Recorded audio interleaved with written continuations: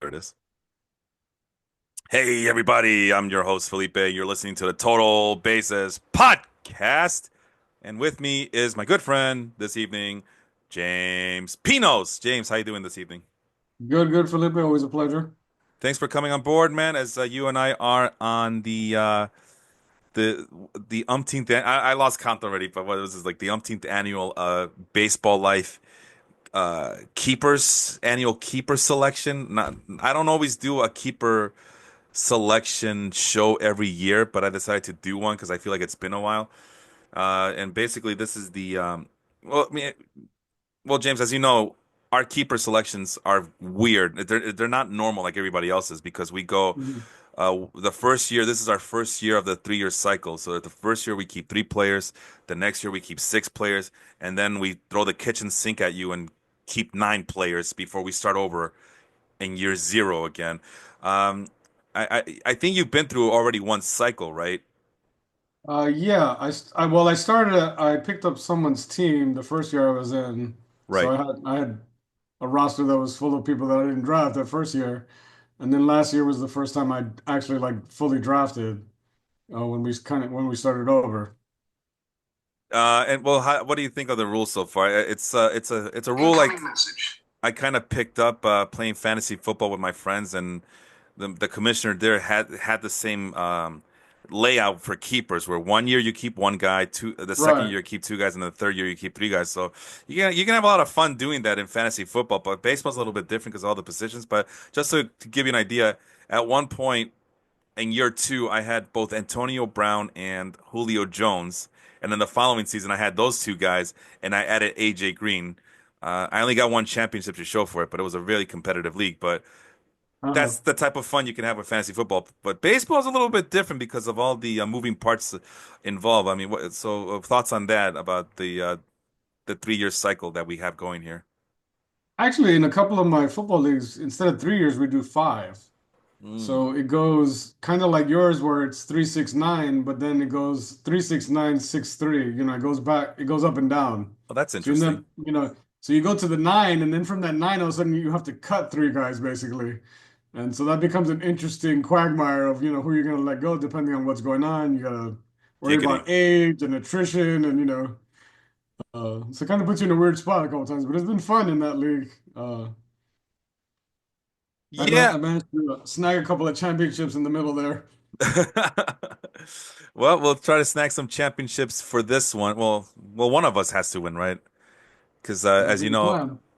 well, let me ask you this. I got my ass whipped by a combination of two players last year. All three of my teams made the fantasy playoffs last year. But Hmm. in I think I was in third place in one league, second place in two leagues, actually. I was in second place in the two category leagues, head to head. And it was a combination of Corbin Burns, but most importantly, Shohei Ohtani. Yeah, it's on.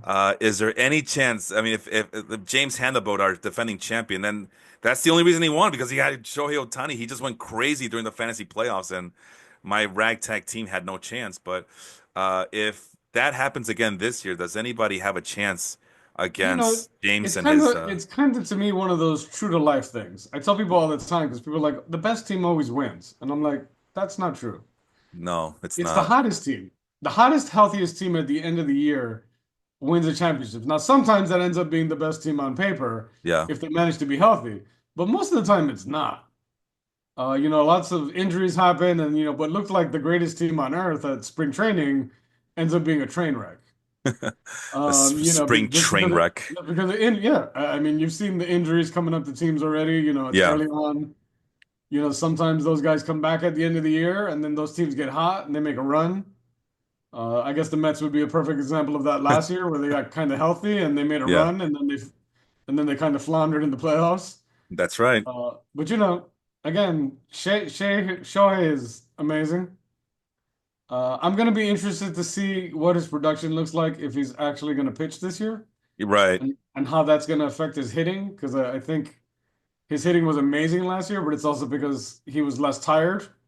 The wear and tear on the arm. I've always said, it's hard for him to produce consistently because pitching is it's a lot on the arm, and the arm and the swing, the combined thing. So his numbers last year to me were amazing because he got to focus on hitting. And if I may intervene there a little bit, you know, me, I would just fool around pretending I was a pitcher. So I wasn't really pitching. I would just fool Hmm. around and just like, you know, try to imitate like pitchers and see if I can get to like 10 pitches, 20 pitches, and just like practicing the motion, just for giggles, right? And let me tell you, man, if you were to do every single thing the way these Major League Baseball players do, like the first thing that goes out is not your arm, it's your legs, especially if you're not Yeah, trained. And absolutely. and And it's hitting is so much legs. People exactly, don't realize that. and not just that, but he also stole a bunch of bases. It actually, I think you're onto something.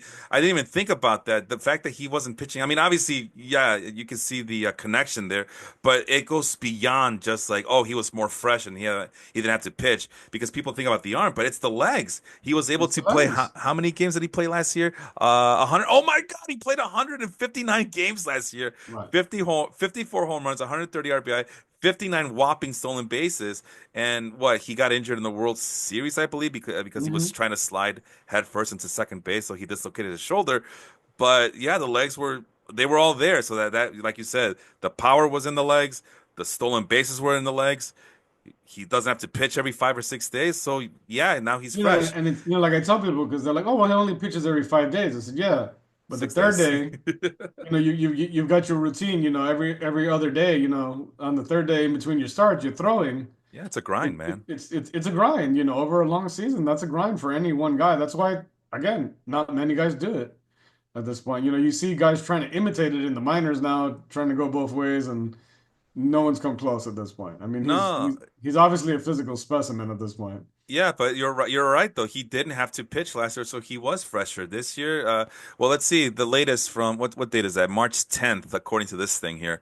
Hmm.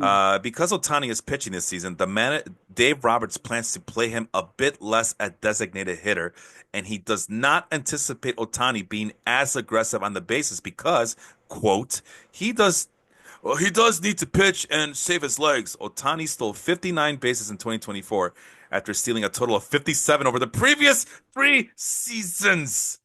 While Otani is probably not going to fall back to his previous levels, it does sound like fantasy managers should not be expecting him to run wild in 2025, brother. Otani, who is coming back from left shoulder surgery, will be ready to DH during the Dodgers March series against the Cubs in Tokyo.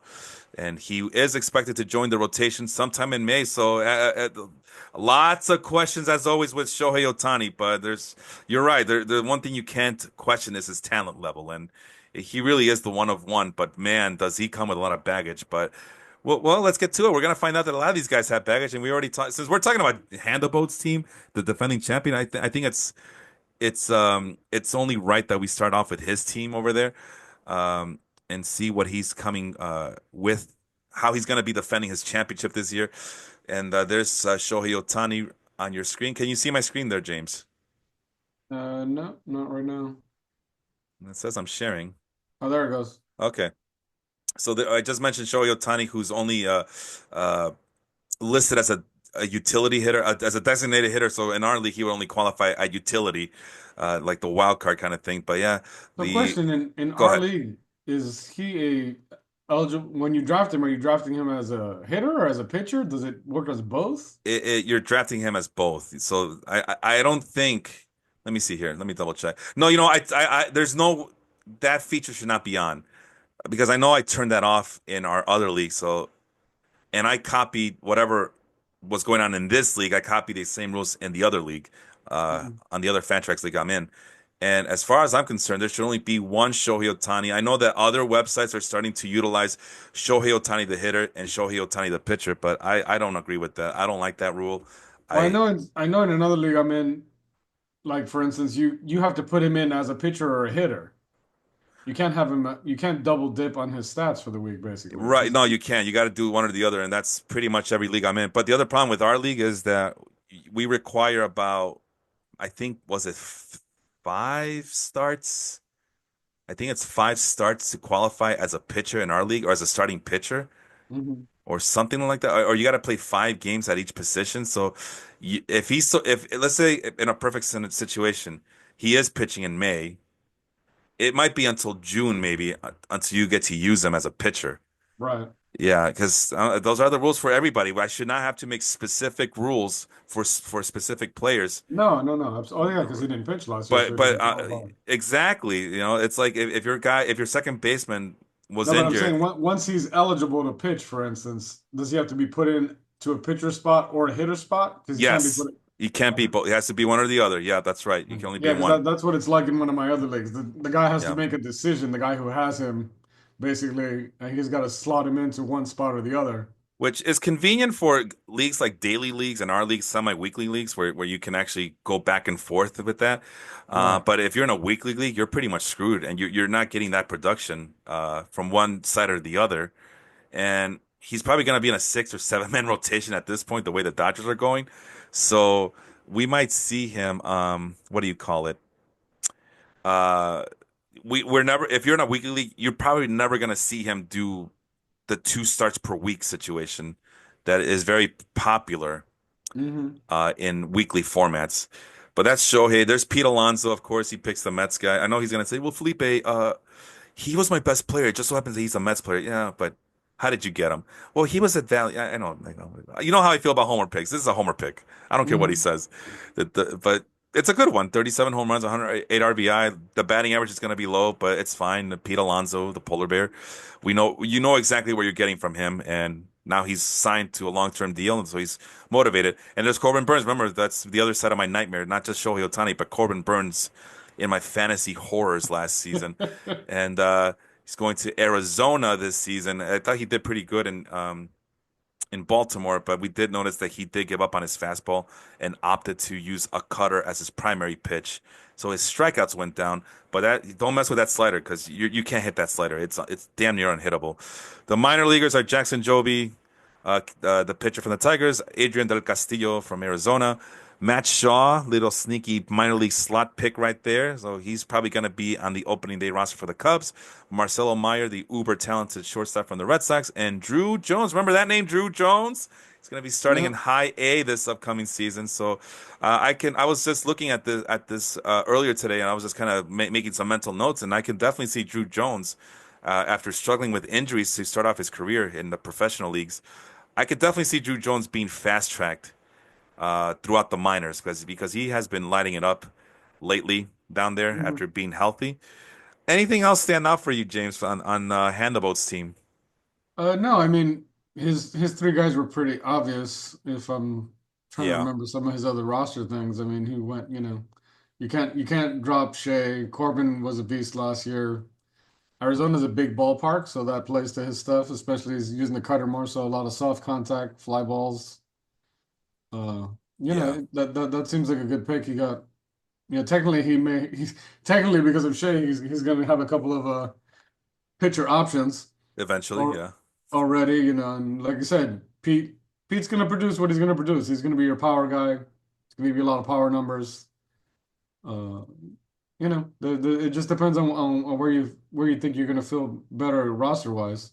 And let's not forget Jackson Joey might be a decent wild card. We saw him a little bit late last season, Late especially in the last year. playoffs. And Joey's a very promising pitcher for the Tigers, so we shall see if he becomes an integral part on this team. Let's move on.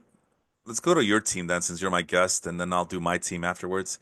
But here it is: Matt Olson, the power hitting first baseman for the Braves; Manny Machado, a good all-around hitter for the Padres; Logan Webb, the solid but unspectacular. I'm trying to be nice here, James. The solid but unspectacular Logan Webb.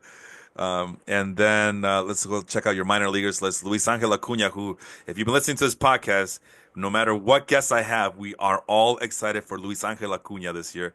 Spencer Jones, the tall, lanky. Is he tall, lanky, James? Spencer Jones for the New York Yankees? 6'7". 6'7". But is he built or is he still kind of No, lanky? he's pretty lanky. Okay. He's got a natural swing. He does kind of remind you of Judge early on before he bulked up more. Well, I got But no, bro. he I does got have your a lot of more natural like speed athletic wise. yeah. When you watch him play, uh, No, bro. he's a multi-tool kind of guy. We'll see. I got your Aaron Judge comparison in just a bit. You'll see.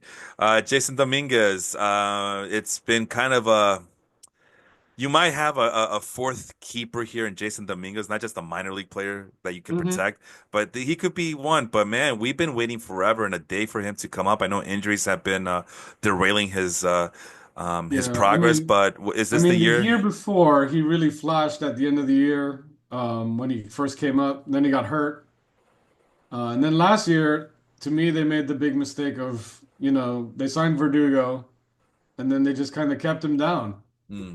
even when he was playing well. And right now, I'm kind of unhappy that they're putting him in left, but I don't know. He's Yeah. never played anywhere but center in his whole minor league career that I watched him play down in the minors. So you're saying that might And be the reasons why he's been struggling fielding the ball in left field is because he's been playing center field his whole life.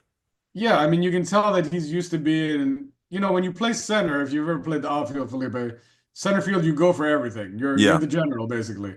And I feel like he's hesitating when he gets into the gap, and those are the ones he's having the most trouble with. And he's never ever played anywhere besides center ever since he was a kid, apparently. Yeah. And throughout the minors, they only played him in center, and then they just kind of threw him into left field. And during the spring, you get those weird sun shadows playing in the day that you never play in, and Yeah. for someone who's never done it before, it seems to be affecting him. Moving on to your minor league pitchers. Oh yeah, we did mention Logan Webb. Clayton Beeter, I know him. Christian Scott, I know him, but there's red flags on them. What's wrong with Beeter? He's out indefinitely with a shoulder He's working his injury. way back. He's Okay. supposed to be back. Yeah, And then Christian Scott, the Mets fireballer, eligible to return soon. Oh, he's recovering from hybrid elbow surgery. What does yeah. that mean? Hybrid elbow surgery. That's a new I one don't know. on me. I know he had an elbow problem towards the end of last year. Like he flashed Yes. really well for me for a few weeks, and then he got hurt. Uh, but like I said, if he was in the minor league slot, I figured I'd keep him and then see what kind of happens. So obviously you like your keepers, otherwise you wouldn't have made those selections. But what were you? But I guess what was your thought process on getting these guys to come back? Matt Olson, Manny Machado, and Logan Webb, primarily speaking here. Well, I wanted to keep a starter, and obviously, originally it was going to be Cole, Garrett uh, Cole. but that didn't work out, obviously, because Yeah, he's going to be gone until maybe mid-season next year. yeah. Webb is just consistent. He gives you numbers. He gives you a lot of quality starts, as you can see. You got 20 quality starts, strikeouts, pretty good, nice ERA. These should be projections, by the way. That's his projections, not the numbers Yeah, from last yeah, year. I know, but Okay. like I said, last year he was really consistent for me last year. Not someone that I had to worry about too much. Yeah, he did give up a lot of hits though. 202 hits in 204 innings. Yeah, he was there's a lot of the fantasy podcasts I listen to have been Mhm. pretty down on him, but because now everybody's down on him, now he becomes a value pick. Like now you gotta get him because he could be there for the cheap. I will say this about Logan Webb. He plays in the perfect ballpark for himself. Absolutely. The Giants always find a way to have very a good fielding team behind their pitchers, as that's the only way they can win is by pitching and defense at this point. Um, and yeah, but I know that a lot of the podcasts I listen to are pretty down on Logan Webb. They view some of the inconsistent pitches he's been throwing that they don't have the same snap and bite and but we'll see. Maybe last year was an aberration, and this upcoming season will be the norm. He'll go back to what we're used to seeing from Logan Webb. Let's go to my team really quick. And I told you, hey, you think you know who the next coming of Aaron Judge is, but I have your Aaron Judge left-handed version right here. James Wood, tall, humongous guy, same approach, same plate discipline, power speed combination. I know people are probably gonna say, "Wow, you're taking a risk getting a 22-year-old who didn't even play a full season last year." But I don't care, man. First of all, pickings were slim. I don't even know how I won all those games last year, James. Like I know I ended up like breaking my own record for most wins in the regular season, which you just said so before this when the show started. Just because you're the best team in the regular season doesn't mean you're going to win the championship. It's not always the best team that wins the championship. And am I a little bit hubris saying this that I was the best team and the best team didn't win the championship last year? Yes, No, like I said, you ran through the regular season last year. And then I got ran through in the playoffs by Shohei Ohtani and Corbin Burns of all people. Well, Yeah. listen, if I'm gonna lose to somebody, it better be against the best I mean, player in I Major League honestly I Baseball. like your keepers. I love Churio. He was Yeah, so somebody do I. that I wanted to draft last year. But I, I thought he had a high upside. Like I said, what we saw from Wood last year looks yeah, great. We're, again, you see how it's going to translate. The second year, for a lot of these young guys is always interesting to see, the league adjust to them. Do they adjust to the league? yeah, So it could go one way or the other. It could, he could round out. We'll see. yeah. And But he's definitely got talent. I mean, he's, you know, I was traumatized last year because Jackson Churio ended up being like not just my best outfielder, but basically my only outfielder that I drafted in a very long time. And he was, we don't know what I had. I just know, well, I gotta get him because he's young and this is a keeper league, so I gotta get him. And so thank God he came through. But my infield was set, and I was so focused on getting like as many starting pitchers as possible, like that I thought were good starting pitchers, that I kind of ignored my outfield, thinking that outfield was going to be deep in that last year. No, it wasn't. But thank God for these young guys like James Wood and Jackson Churio. Otherwise, I would have been really screwed last year. And as you can see, I only kept Jose Ramirez as my one infielder. So I mean, J-Ram is that's like not even a decision. oh, it's a given for sure. But I picked the youngsters over guys like Trey Turner, Ozzie Albies, Josh Naylor to a lesser extent. Yanier Diaz, the catcher. This is the two catcher league, so Turner I was surprised. yeah, I would have yeah, expected you to keep Turner, but you went Wood with the youth. I mean, it's yeah, hard to argue. yeah. And as you can You see, know, the ADP, the average draft position, does stick out like a sore thumb. He's being picked in the basically the fifth and sixth round or thereabouts, right. 52.75, the 52nd pick or 53rd pick. So it's a three keeper league. That means I overextended my reach for James Wood, but that's how serious I am about making sure my outfield is solidified and. Because I was traumatized by last year, and I didn't keep any pitchers except for my two minor league players. And I'll quickly go through my minor leaguers. Harry Port, it's a guy that we've been talking about for a long time um, on this podcast. I saw him at Mhm. the World Baseball Classic a couple years ago, and I just fell in love with him. Not, he doesn't. Nothing stands out about him, but it's those intangibles. He's the closest thing I've seen to a Yadier Molina in a very well, I should be very careful here, James, before I offend people. But he's the homeless version of Yadier Molina. The intangibles are, I mean, yeah, he's not Yadier Molina there yet, but he reminds me a little bit of him. The contact rate, the plate discipline at the plate, and just the intangibles, the important intangibles. He took a British team who had no business competing in the World Baseball Classic, and he held they held their own, and a lot of it has to do with his leadership, I think. So. Right. So look out for Harry Ford. I know he struggled last year. I know the power isn't there, but the on base percentage was there. The hit tool is still there, and definitely guy can steal 20 stolen bases out of the catching position.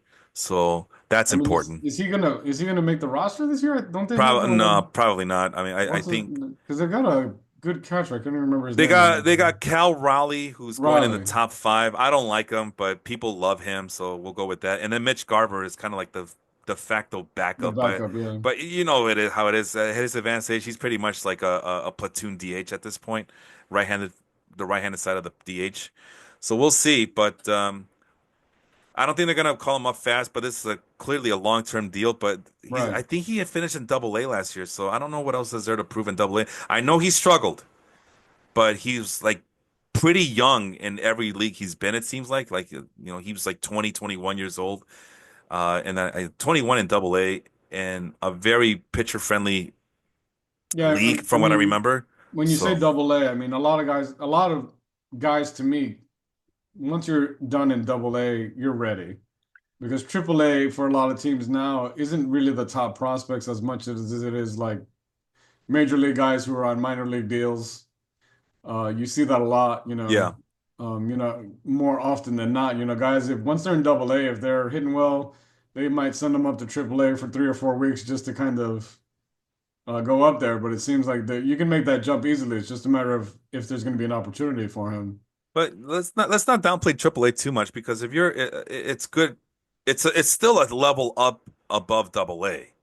Like you see a lot of Double A guys once they get to AAA, especially if they're super young, like they're 20-year-olds in Mhm. AAA or 21-year-olds in AAA, they struggle mightily just because the level is just so high and far in advance what they see in AA Yeah, that no, no, there's absolutely. yeah, Like I said, yeah, for for some of the guys, it's a transition. But for like the top talented dudes that you see they get it, and then they just kind of keep rolling. Sometimes there's an adjustment period. I know a lot of I'll give you the example with Dominguez. Dominguez went from he kind of hopped levels yeah, and he struggled a little bit. And I kept telling people, you got to relax. I said, these guys, I've seen him every level. And whenever he gets to a new level, he struggles for like 30 to 60 days. yeah. And then all of a sudden, it's like the light flips for him. Yeah, you know who else was like that? Luis Robert of the White Sox. Like every Yes, time absolutely. he would struggle so bad, and the White Sox fans were wondering, But is I this tell our people, guy? it's kind of like a lot of rookies. Some of them get off to great starts because there's not a lot of good scouting on them. Yeah, And some of them get off to bad starts. And it's not that they're bad, it's just that like major league hitters, a lot of the guys who were only AL before or NL before, the pitchers, right, so you have a book on them, they have a book on you, so you kind of know what's coming. And until you get that book and see it live, because you can see the video all you want, right, but until you see a certain guy's cutter live or a slider, you've not experienced it. right.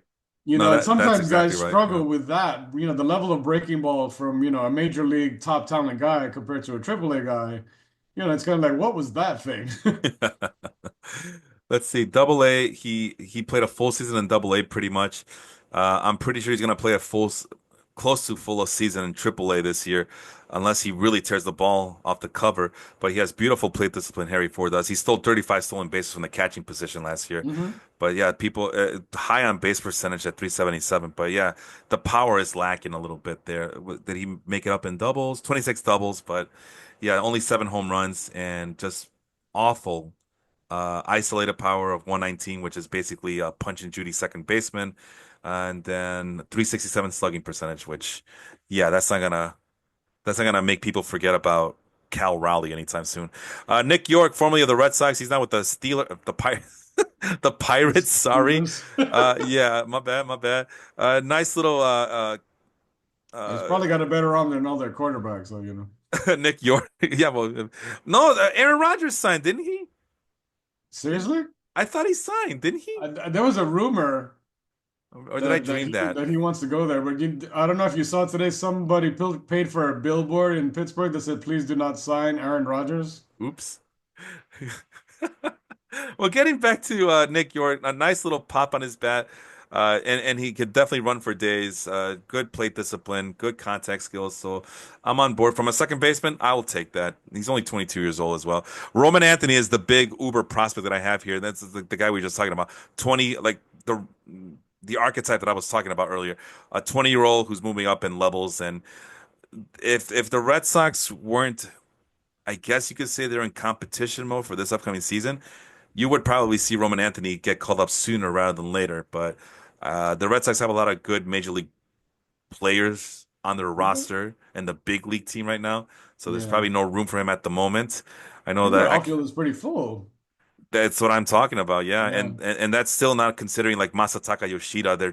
They eventually want him to play the field, just not right now. Yeah, and anyway, that's another story for another day. But Roman Anthony got a cup of. Oh no, he played 35 games in AAA last year. So Mhm. anyway, it's not a prospect show. I'm getting distracted here.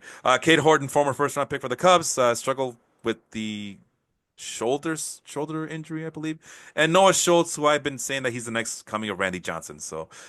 Um, so yeah, that's that. Let's see. So we talked about both James's teams, the two Jameses. Where Mm. should we go now? Should we just go alphabetical order, or Yeah, do you, just or go do you have down. someone? Yeah. Okay, let's go with Andrew O'Sullivan, our favorite Irish Mets fan. Vladimir Guerrero, Bobby Witt Jr., and Fernando Tatis Jr. In the other league that I'm He kept the future Met. Vladimir Guerrero, Yeah. but Alonso's there. Where's he gonna play? Where's Guerrero Alonso has playing? an opt out, and there's no way if Alonso has the year that he had last year, he's gonna opt out. All right, we'll And see. that deal is front loaded, so he makes more money this year than he will next year in the deal. There's no way he's All staying on that right. unless he gets hurt. All right, future Cub Pete Alonso apparently. Um, Andrew basically he's always picking the players that I have. And Guerrero and Witt, both of these juniors were on my championship team from a year ago or from 2 years ago or Hmm. whatever it was. And now I pick in the other league that I'm in right now, in the other Fantrax league that I'm in that I was telling you about. I drafted Bobby Witt Jr. in the first round, Fernando Tatis Jr. in the second round. So he's uh he's always on. He's we're on the same telepathic plane. Ethan Salas, remember him, the 16-year-old teenager for the Padres? He's 18 now, Yeah. so he's moving up and up. Tamar Johnson, probably the most exciting, like, athletic player on the prospects list that you're gonna see. Only 20 years old, very exciting player. Qualifies at both second base and shortstop. So that's a really good grab there by Andrew. Dylan Cruz doing the whole Corbin Carroll rule that Sean was able to take advantage of. Dylan Cruz has not reached his the end of his rookie status yet. So nice little get there by Andrew Chase de la Tour, future Guardians outfielder there.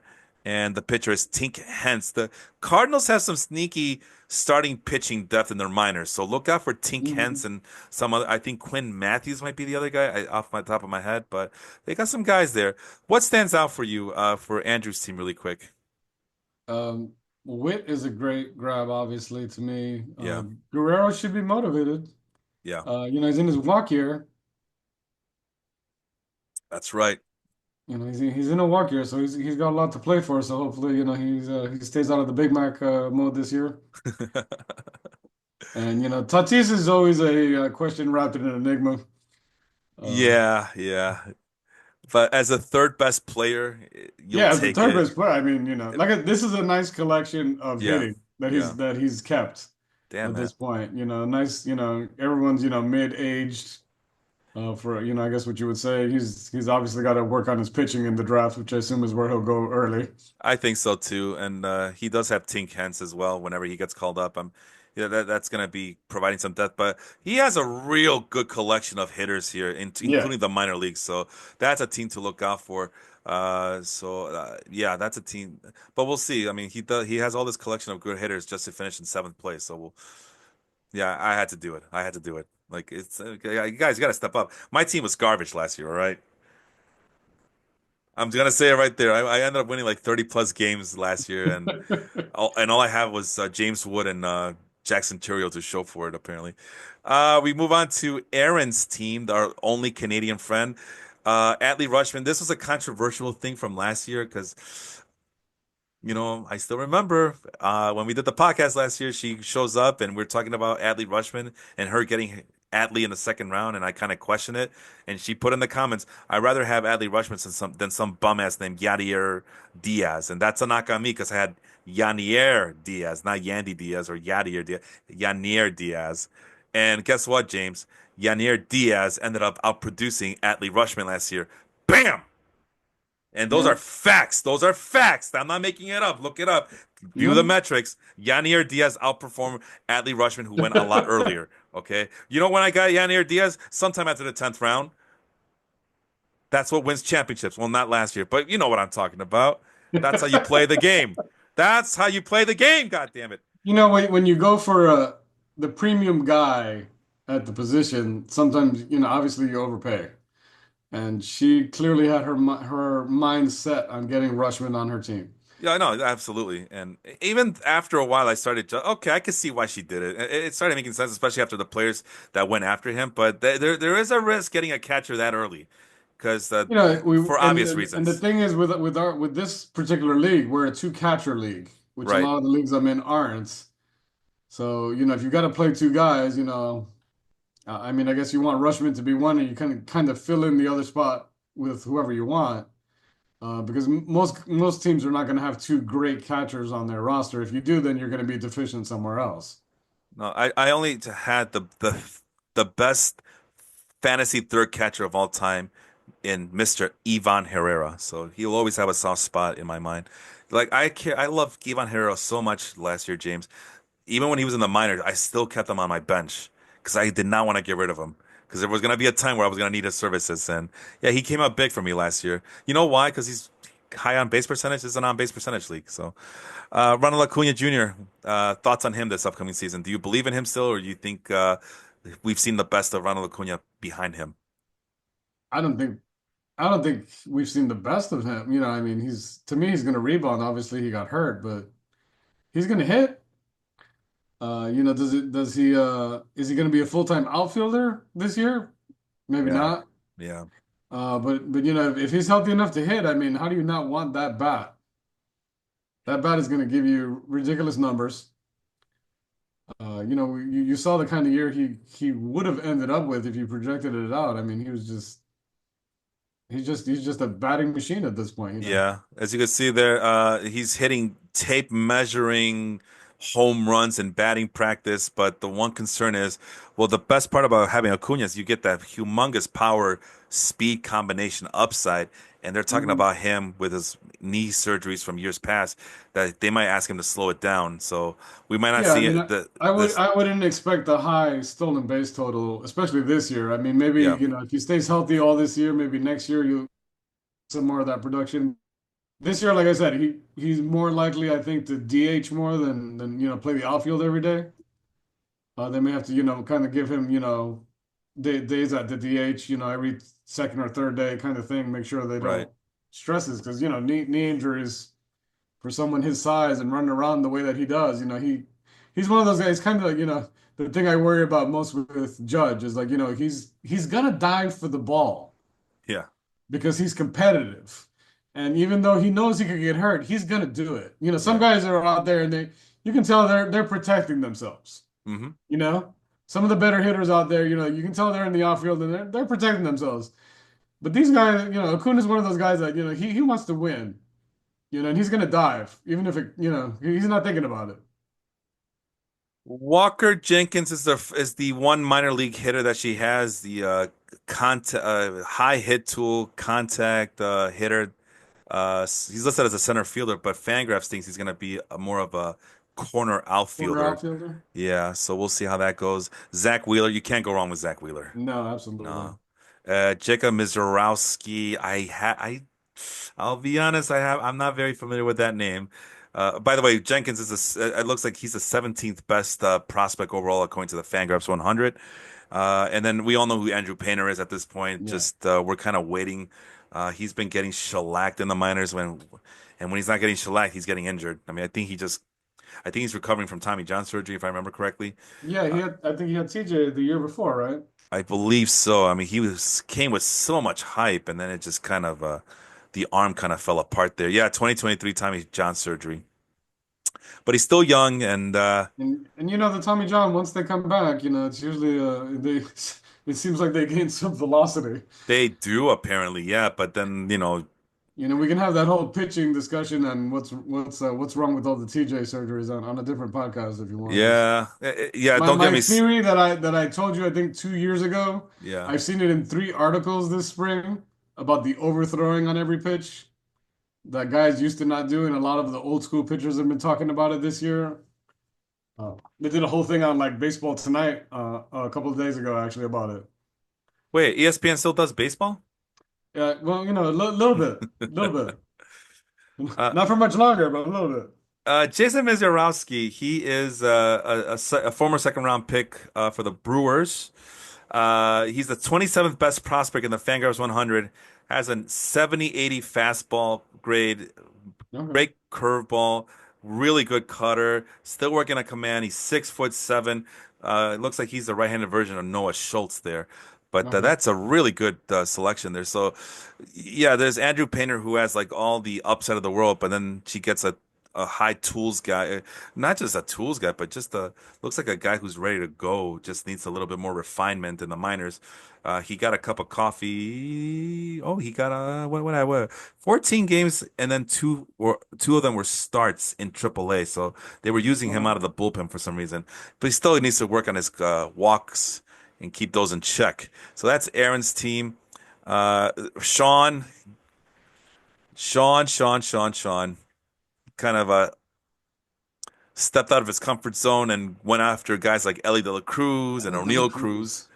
But Ellie De La Cruz, this guy's a monster. If he were a football player, we'd be talking about him as being a freakish athlete like DK Metcalf and uh, I don't know what's another good example. I'm not in football mode right now, but I don't know, Jamar Chase all roll into one, Justin Jefferson all roll into one. That's basically Ellie De La Cruz. We know who he is. 10 triples. We do count triples in this league. Juan Soto is the complete opposite of that. I think those days where he's stealing more than 10 stolen bases are long gone, but he's still the premier hitter in Major League Baseball. And Tariq Skubal, you can't go wrong with Tariq Skubal. Probably the number one starting pitcher to get. If not him, then Paul Skeens. So he's either 1A or 1B, depending who you guys ask. Uh, and Sean always does a good job of selecting his keepers, as you can see. Samuel Basallo, the Orioles, Kyle Teal of the White Sox. So darn, I didn't realize he had Kyle Teal. I was hoping I can get him in this draft, but oh well. Tyler Black, not to be confused with Seth Rollins of the WWE. This is Tyler Black, the Brewers infielder, although he only qualifies at DH this year. And Jet Williams of the New York Mets, because of course he has to have a Mets player. So there you go. But yeah, that nice set of.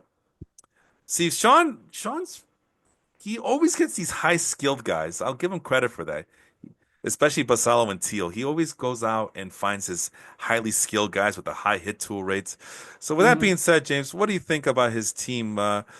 He kind of was not his dominant self last year. As you know, he's been uh, the former back-to-back champion and just one of the more competitive teams in his league. Last year, he kind of fell flat. But you think he's going to Well, I be mean, bouncing back this year? you could argue that he has the best pitcher and the best hitter Yeah. Oh yeah. in the league currently on his team, and then Ellie De La Cruz is interesting. We're going to see if if he keeps stepping forward or what's going to happen there. Who? Like all the tools in the world. Oh, Uh, and Jet Williams is not the hit toolsy guy that Sean gets. He's actually like one of those athletic freaks of nature. He's kind of like the another version of like Ellie De La Cruz with the 70 speed and the raw power and a really good yeah. fielder too. So Sean's trying to get away. Oh, but here, you know what it is about Sean, man? He likes those short guys, man. Jet Williams is 5'6", 175 pounds infielder. Yeah, he's always looking for the next Jose Altuve, Sean is. So far, James, we've done maybe 5 or 6 teams. Which team has impressed you the most uh, of all the teams that we've encountered so Honestly, right far? now, I kind of like this cruise missile crisis. Yeah, Like I said, it's hard to argue with Soto and Scubble on your team, and then De La Cruz giving you speed. He's kind of got a good mix of everything, yeah. balance-wise at this point with his first three guys. I think Andrew's team has been the most impressive to me so far. Probably because he has a lot of the players that I would normally target and for on his major league roster. But Hmm. so far, I think that's been the best one. Obviously, the defending champion. As much as I still don't think his team was better than my team, but he does definitely have the horses at the top of his roster there to put him in a good position to repeat as champion again. Let's go to Bad Luck Angel, who's having himself a hell of a draft in the other league, but he is pissing me off. He keeps sniping my players, bro. He keeps sniping. So I pick fourth, he picks fifth, so I get him on I the don't even know first. where am I picking in this draft? I don't even know. Uh, I'm guessing seventh. I don't know. I don't memorize all this, man. Let's see here. Oh, yeah. Is the draft room open? Let's check out the draft room. It looks like I'm picking third. Damn, you did that bad last year, bro? My team fell apart. I had a bunch of injuries towards the end of the. It just kind of Oh collapsed my on God, me. it's my turn. Oh my goodness, live. We are live. Oh, I didn't wait. How the hell did we end up in this draft? What is that? Last year's? No, this is the other league that I'm in. Why Oh. I clicked on the draft room for our league and I ended up in the other league that I'm in. Well, where's my queue though? I might as well pick a guy. Let's see. Who do I have on my queue so far? Whoa, no, let's not do that.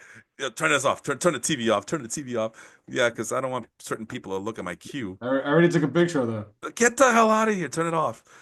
I'm gonna be like those people. I want my internet history to be erased from the internet. Um, so I got 2 players in mind, but I think this is also a 2 catcher league. I picked Tyler Stevenson in the previous round, so I think I should go with another catcher, right? I think so. Let's go with Austin. What round are you in? Huh? Round 15. Oh, round 15 already. Yeah, we're going by fast, and a lot of these guys have never done a slow draft before, but it's been a hit. Thoughts on slow drafts versus fast drafts? I love the slow draft thing, honestly. Damn, there you Uh, go. you got me. You were the first slow draft I ever did in any league, and I've converted one of my other football leagues, the one I was telling you about, Damn right. with the 369. So I talked to the commissioner there, and we tried it last year, and everybody loves it. Yeah, so we did that for fantasy basketball too. Like I told the Mhm. guys, they were skeptical to begin with, but I told the guys, hey, you guys have not lived your full fantasy sports potential until you are eating dinner at Red Robin, talking to your wife about drafting either Ben Simmons or Dennis Schroeder. For to me, for someone who really likes to look at numbers like we do, Felipe, Sure. the slow draft is great because I always when you get into the later rounds, especially you're trying to figure out like who to get, and if you got that like 2 minute clock, sometimes you're just like you just gotta like grab somebody. Yeah, pretty When much. when Yeah. you got the slow drive, it's like, all right, you got a queue kind of working. You can look if your queue gets sniped, like it inevitably does when me and you are involved. Uh, Or Angel. Sure. we got to do a little bit of research. Maybe give me like a half an hour to kind of look through and see who we can find and make a decision. So it makes it a little bit more fun to me. So you're not just making random weird picks. Or I find like in the fast drafts, towards the last few rounds of the draft, you end up with a lot of homer picks Oh yeah. Oh yeah. because you don't have time, and then you're going to go with a name you know. Yeah. Um yeah, and for me as a commissioner, the best part is I don't have to like, oh, what's your schedule looking like for next weekend? We only have four Right. weekends to go from. Oh, you don't want to do the 7th because it's too early? Okay, well, let's do the 17th. Oh, it's St. Patrick's Day weekend and you want to get drunk. Okay, well, oh, you want to do it at the very last minute. Sure, let's see if we can get a spot. And oh boy, I hope the website doesn't crash. But you guys, Oh yeah. can anybody do weeknights? And of course, it's a resounding hell no, we're not doing weeknights doing fantasy baseball drafting. Like, but you guys got nothing better to do. Come on. So the best part about it is I don't have to worry about anyone's schedule. I don't have to worry about if you're gonna be there or not. Because I was the other this league in particular, they were very adamant. No, we want to do a fast live draft, and then the fast live draft would come, and of course, like three people wouldn't show up, four people wouldn't show up, and Right. then two people would You just get leave in the middle of the auto picks, which I the. hate. Oh, it's so stupid. And the two there'll be like two people who would like Seems like a skip lot of out people at that complained, especially in the football, were like, "Oh, well, if you start early during camp and then guys get hurt, like guys get hurt in the then you regular end up season with, too. you end up with guys that, you drafted guys and now they're gone or what, you need to Well, draft somebody else or, well, here's an example for you. Yeah, what do you call it? You I know, mean, so you, we did open waivers after the draft. oh, okay. Well, I that kind of should help. acquiesced those people. So, okay, if you get somebody hurt, you got to drop somebody and pick somebody up, you can do that. Yeah, yeah, exactly. That was kind of the compromise we came to. We just did waivers, we But they opened get up waivers after the draft. and they get hurt in the regular season too. Ask Aaron Rodgers with the Oh, well, Jets. Too 2 minutes into the season, too soon? Too soon? 2 minutes? Uh, 60 uh, seconds. so yeah, I have I six missed that hours. whole season. You know that, right? What? I didn't start watching. I went to the bathroom and I came back and Rogers was out. And I never even saw him take the field. Oh, All I know is I was in the bathroom and I got like 14 notifications from all my friends who are Jet fans. yeah, yeah. And they were all crying, "Oh my God, what?" And I'm like, "What the hell is going on?" Season over. All right, let me make this pick really quick. I have a lot of good players. I can't tell you because I don't want certain people listening in later on and like, oh, Felipe already disclosed his I Q. already know you're taking a catcher, right? Yeah, and I know who you're taking to. okay, we're gonna go with Austin Wells of your New York Yankees. So there you go. The combination of Tyler Stevenson and Austin Wells on my team. Hurrah. All right, let's go back. Okay, how the hell did we end up here though? I was in our league. Oh, did I must have pressed the wrong button. I don't know. Uh-huh. Okay, let's try this again. Draft room. Will that work? It's thinking. Ah, more. Yeah, the whole point was trying to figure out what do you draft. But yeah, I think you already answered your question. You picking the third pick overall there. Yeah. So yeah, you're right about that. Okay, so now that we got that going, we're 8 hours away from our draft. There, James. Um, I guess I would like to ask you about your draft strategy, but I don't know. I feel like you might be disclosing too much and might not be fair for anybody here. But yeah, part of this was just to preview the draft, upcoming draft as well. After we talk about the players, like, but yeah, if you disclose too much, then you're letting out a little secrets there. But let's go on. Let's move on to Bad Luck Angels team. Wait, who were we talking about before? Yeah, Bad Luck Angels team. Oh, because we Yeah. started talking about Miley because he kept sniping me. Yeah, he sniped me from Zach Gallen in the 10th round, then he sniped me with Spencer Steer in the 14th round. So Mm, I am not happy with him right now. Okay. good picks. Yeah, yeah. Well, they're not going to me apparently. Let's find out here. Screen number three. Yes. So Austin Riley, the third baseman, Gunnar Henderson, the shortstop, and Kyle Tucker, the right fielder, pretty solid. I mean, all these players are going to be solid. It's just that there's degrees to this, and I gotta say, I don't have a problem. I am a little concerned about Austin Riley, and Gunnar Henderson's already hurt. What was his issue again? Out indefinitely with intercostal. Was that like a shoulder? The Costa? Yeah, I think Intercostal. so. Well, that's no good. But when he's healthy, Gunnar Henderson is a pretty damn good hitter. He finished with 37 big whopping home runs last year and put in 21 stolen bases. So really good hitter. I love him, but the tough break what happened to him. But other than that, Austin Riley struggled last year mightily, but I guess the experts think he's going to bounce back. Kyle Tucker also got hurt last year, right? Then he missed a ton of games. It seemed like he was gone forever. Oh yeah, he only played 78 games last year, but Yeah. wow, but hell of a 78 game stretch there, as you see from the triple slash line. He was just killing it out there. And then let's quickly go Xavier Isaac for the Rays, Carson Williams from the Rays. By the way, he's a Rays fan. Angel is. I wouldn't have guessed though. Yeah. Wade Meckler, who he sounds familiar, and Chandler Simpson, who's also a Ray, might be the fastest guy on the planet. Go ahead. Yeah, Chandler Simpson, I saw him in Tampa actually in a minor league game. Wow, speed. Yeah, I mean, seeing it live, you're talking Ellie De La Cruz speed. he stole like 100 bases last year in the And, minors, and I sometimes believe. Felipe, it doesn't even look like he's running hard. Yeah. The closest thing that I can recall is watching Deion Sanders run the bases. Oh, I thought you were going to tell Remember, me Billy Hamilton. remember he scored on a sac fly from second base at Yankee Stadium one day. I was there for that. Oh, wow. That was amazing. Uh, He started rounding third, and I'm like, what is this dude doing? And he made it easily. excuse me. I thought you were going to tell me he reminds you of Billy Hamilton, the former Reds prospect. Hamilton would be another compare. Oh yeah, Like, he was if super, super duper fast.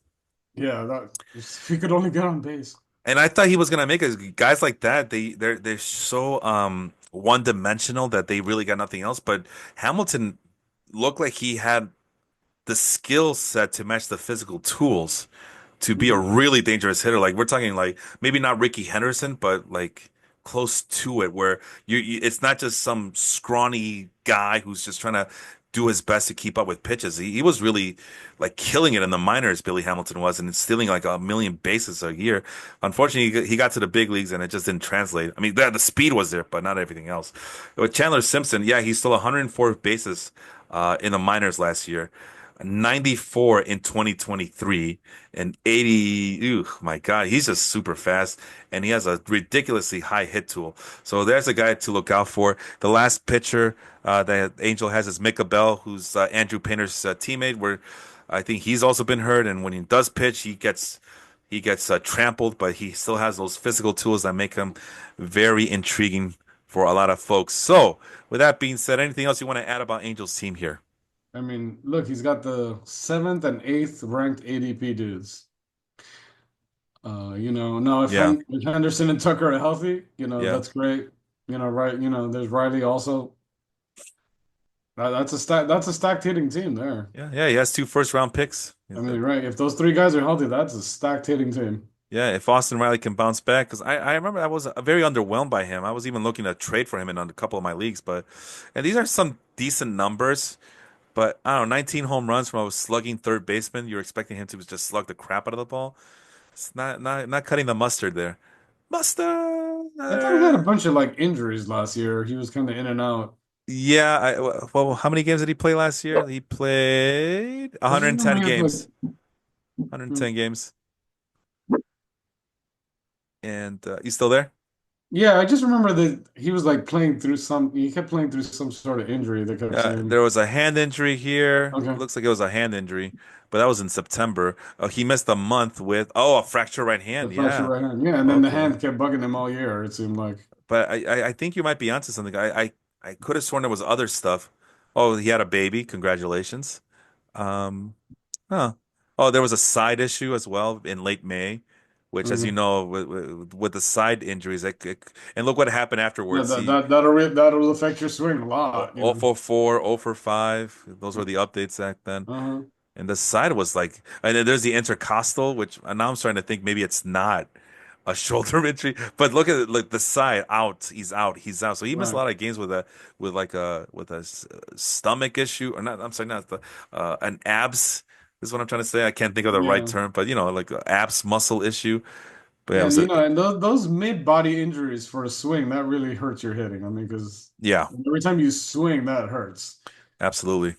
The I believe torque it. on your body there.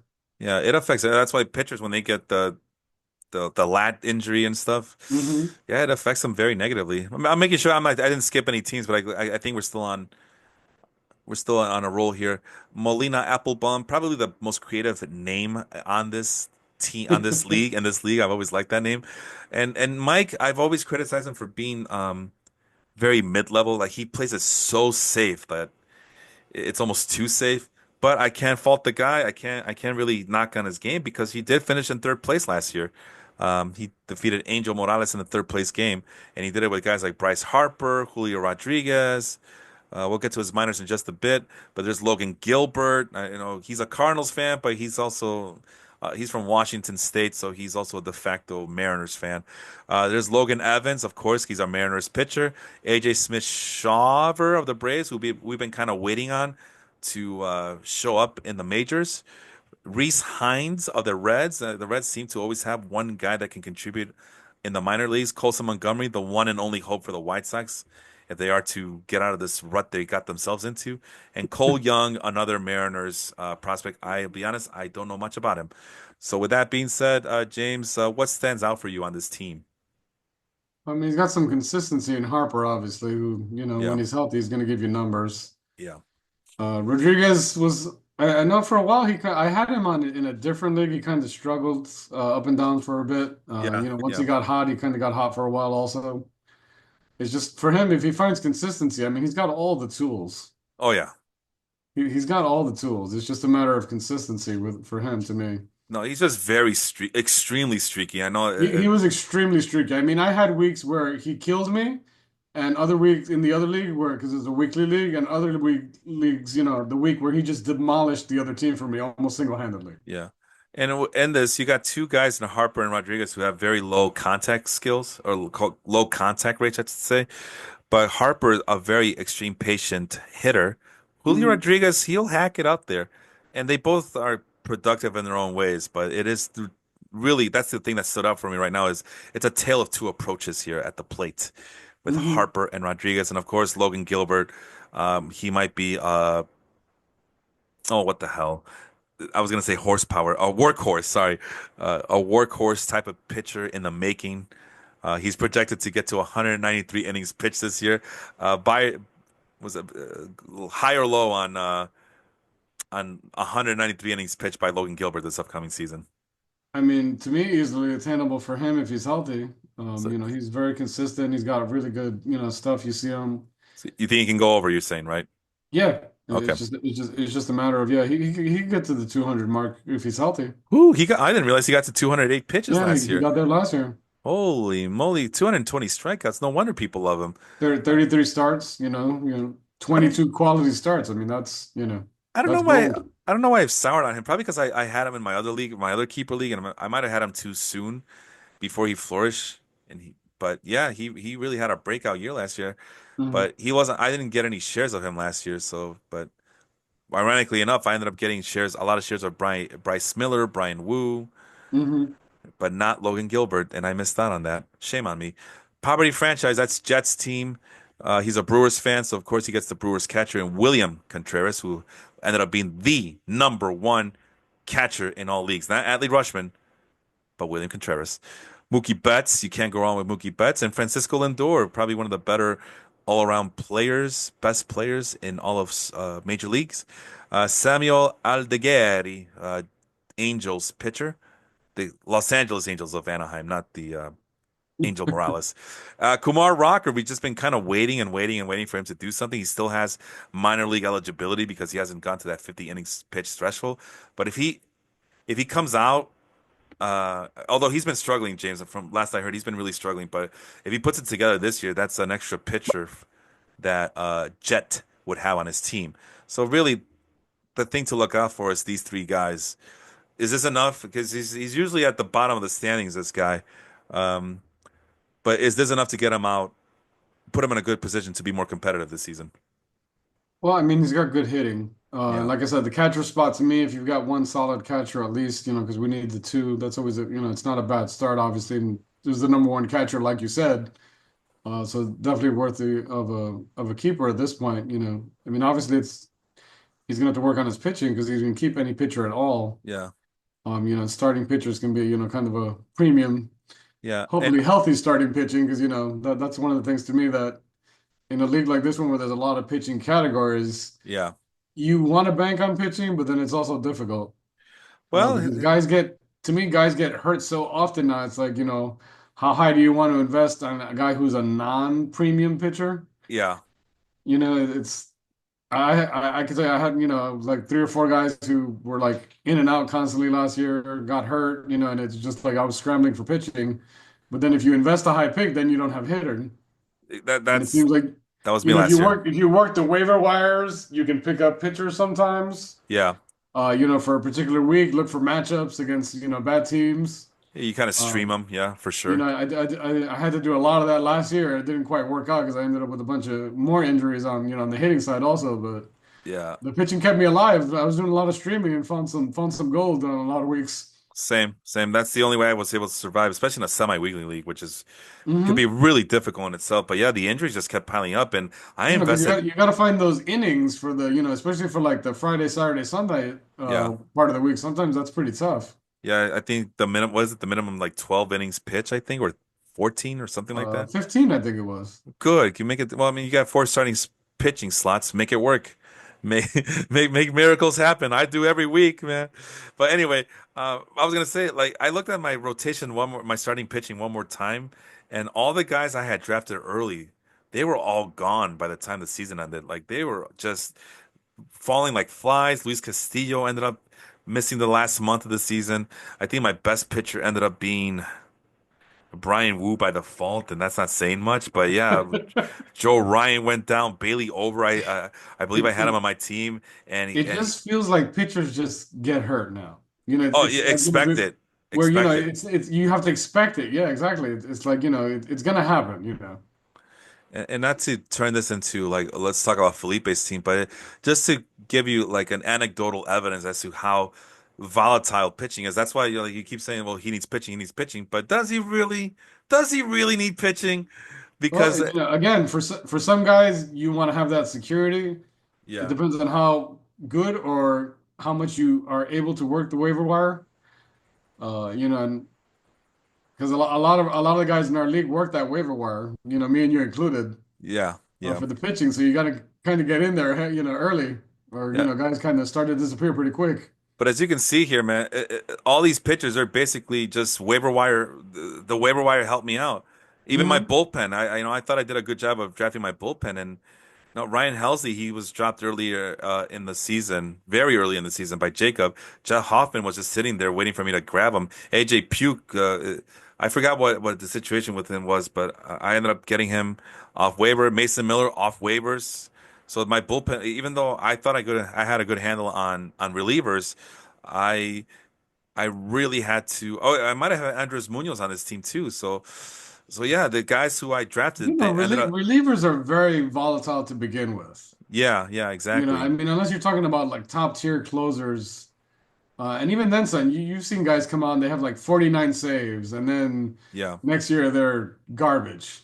yeah, yeah. They get hurt. I mean, and it's just like, move on to the next guy in the bullpen.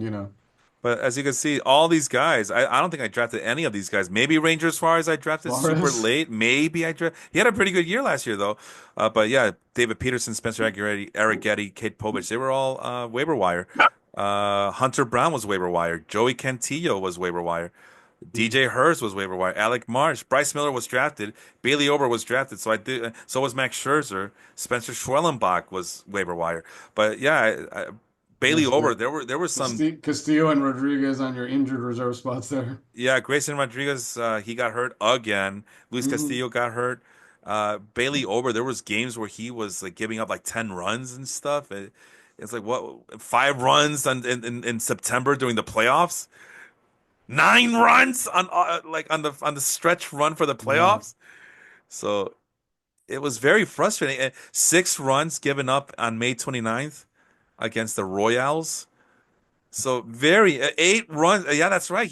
He gave up 8 runs against the Royals to start off the season, and I thought to myself, oh boy, did I make a mistake with this guy? But again, I'm not even mentioning a lot of the guys that I did draft because they just started dropping like flies, and I thought I invested pretty heavily on starting pitching because ironically, I thought starting pitching was going to be weak this last year because of all the rule changes. And it turns out that that's no, it was actually hitting that was gonna reign supreme, and pitchers, maybe not elite level pitchers were gonna be available, but there's a lot by quantity, and they all do well in their own little way. But yeah, it wasn't worth the draft capital I invested. I'm trying to figure out how to look up the draft. I know this is not a draft show from last year, but again, since we're talking about pitching and why it's so volatile, let's see. Let's go by Yeah, I think that's the team. draft results right there. Yeah. I found it. I found it. So let's go. Who did I draft last year? Because yeah, I mentioned a lot of guys that I drafted that I was able to pick up off waiver wire. You know what would be smart for me is if I type my name down. There's my team name. Okay, so Luis Castillo. Oh, this is actually yeah. So Luis Castillo, third rounder. Okay, Jesus Hmm. Luzardo. You didn't see him at the end of the season there. And I also messed up with the Evan Carter pick, so that's on me as well. So Grayson Rodriguez ended up on my IL. Joe Ryan, yeah, he didn't make it through the end of the season because of a shoulder injury. Paul Sewell, who I told every single person that would listen to me on this podcast, Paul Sewell is the guy to get. You wait on Paul Sewell. You don't have to draft a relief pitcher too early because Paul Sewell is going to be there in the ninth or 10th round. Boy, was I wrong. Was I wrong? I still believe in Sewell, but I was completely wrong on him. There's Bailey Ober and Bryce Miller who stayed along on my team for the duration, whether for better or for worse. Both those guys stayed for the duration on my team. Kenta Maeda, nothing. Griffin Canning, nothing. Christopher Sanchez, I dropped too soon, and he ended up not on my team. Jason Adam was a failure for my team starting out early on. Hunter Harvey, eventually I had to give up on him, and Garrett Whitlock. Garrett Whitlock was the last pick of my draft. So yeah, man, a lot of high turnover for pitching. So I Like I think said, that's it seems very volatile at this point to me. yeah, and I think that's Uh, why a lot of these teams, me included, where the sun, yeah, let's just not bother with pitchers this year. And you saw the list really quick. Let me go back to the players list, but there's plenty of really good starting pitchers out there. But yeah, a lot of these guys come with baggage. Dylan C still has command issues. Framber Valdez at one point was complaining about fatigue. Cole Reagans, he has a history of arm injuries. Pablo Lopez has a high ERA and gives up a lot of home runs. Aaron Nola's getting old. Garrett Coquet, history of injuries, and now he plays in Boston. Blake Snell, too many walks, and he plays for the Dodgers, who might be babying him. Max Fried has a forearm I issue. mean, can you baby a guy who only pitches 5 innings maximum? Well, it'll be a lot less. I mean, they want 6 man, 7 man rotation up in Dodgerland. Yeah, Garrett Cole needs Tommy John surgery. Luis Castillo saw a velocity dip. George Kirby out with a shoulder injury, I believe. Was it shoulder or elbow? Either way, it's an arm injury, right? He Yeah, out indefinitely. Shoulder inflammation. right And, shoulder and, inflammation. and George Kirby is the quintessential. This is the way you're supposed to pitch. He has the perfect form. He doesn't overthrow. He locates the pitches very well. He's a pitcher's pitcher, and now he's hurt. Zach Gallen struggled mightily last year. Michael King question marks about him, and if he can actually be a top of the rotation guy. Hunter Brown, he hasn't learned any more pitches. He's still, I guess, like two or three pitches that he relies on, but he hasn't developed any other secondary, tertiary pitches. Sonny Gray, yeah, he developed the sweeper that that's the thing that they were complaining about him in the offseason. He developed a sweeper that many hitters were able to eventually keep up with as the year Hmm. went on. Justin Steele might be, well, he's a Cub, so I'm not gonna say too many bad things about Justin Steele. Oh wait, he plays for the Cubs. No, I'm joking. Mitch Keller, walk issue. Shota Aminaga, he's a two-pitch pitcher. It's the fastball and the splitter. So if you can figure that out, you can do wonderful things. Kevin Gossman struggled mightily last year. So all these guys, these are the best starting pitchers out here. And Jaron Durant showed up at the end. But these are supposed to be the best pitchers that are available right now in our league. And I just went through the gamut and gave you a reason not to draft any of these guys. Hmm. So that, yeah, risk is involved, and you should just know that these guys are going to get hurt. It's about mitigating those risks and seeing, yeah, it's a war of attrition by then, right? Am I crazy, James, or am I exaggerating? Do you see it my way? You see it differently? What do you think? No, like, I mean, I'll give you, you have these examples going on in spring training where people are like, oh, well, they got like seven starting pitchers. Yeah. And, they need to make a trade. They should trade somebody now because, then they're gonna have too many starters. And I'm like, why don't we wait till like 3 or 4 weeks into spring training and see what we're talking about? I mean, as the Dodgers, they once again they proved that you can never have enough pitching. Oh, but they got too many starting pitchers. When are they going to play in the playoffs, in the World Series, winning championships? So that's exactly what happened last year. Oh, You they have know, too many pitchers. What the hell? They got too many pitchers. Yeah, well, just like I said, you give your example. The Dodgers have seven guys. Up until like a week ago, the Yankees had like seven guys. Cole gets hurt. Gill's gonna be out until June June. or something Yeah, possibly. yeah, Maybe longer. They're not sure. With what his situation is. yeah. And all of a sudden now all of a sudden they've got to start strumming. Who everyone's been trying to trade for the last like month and a half to two Nope, months not because anymore. we got too many guys and he only wants to start. And I'm like, well, now all of a sudden you need a starter. Moving on to Noah's team, he has Freddie Freeman, Marcus Simeon. This actually looks like my friend Robert's team in the other league. Yeah, Okay. the two old reliables, or no, not Robert. I'm sorry. Looks like Bob's team. You know Bob, right? The Indiana Pacers fan in our Yeah, basket. yeah, yeah. Yeah, this looks like his team right here, and because I noticed that in that draft he's going super safe, and I wonder if Noah is following suit here. But I yeah, mean, this might be the oldest group we've seen. I think so. And then the Aaron Judge at 32, but obviously the premier power hitting slugger. No minor leaguers as Noah is replacing a team from last year. He didn't have any minor leaguers, so this is the team he's going with. He's a good sport about it. He understands what's at stake here and Hmm. what the uphill battle he has to. But I think he's pretty comfortable with his team. Uh, it ro- is it's old, but is it old reliable type of situation? Perhaps, but we'll see.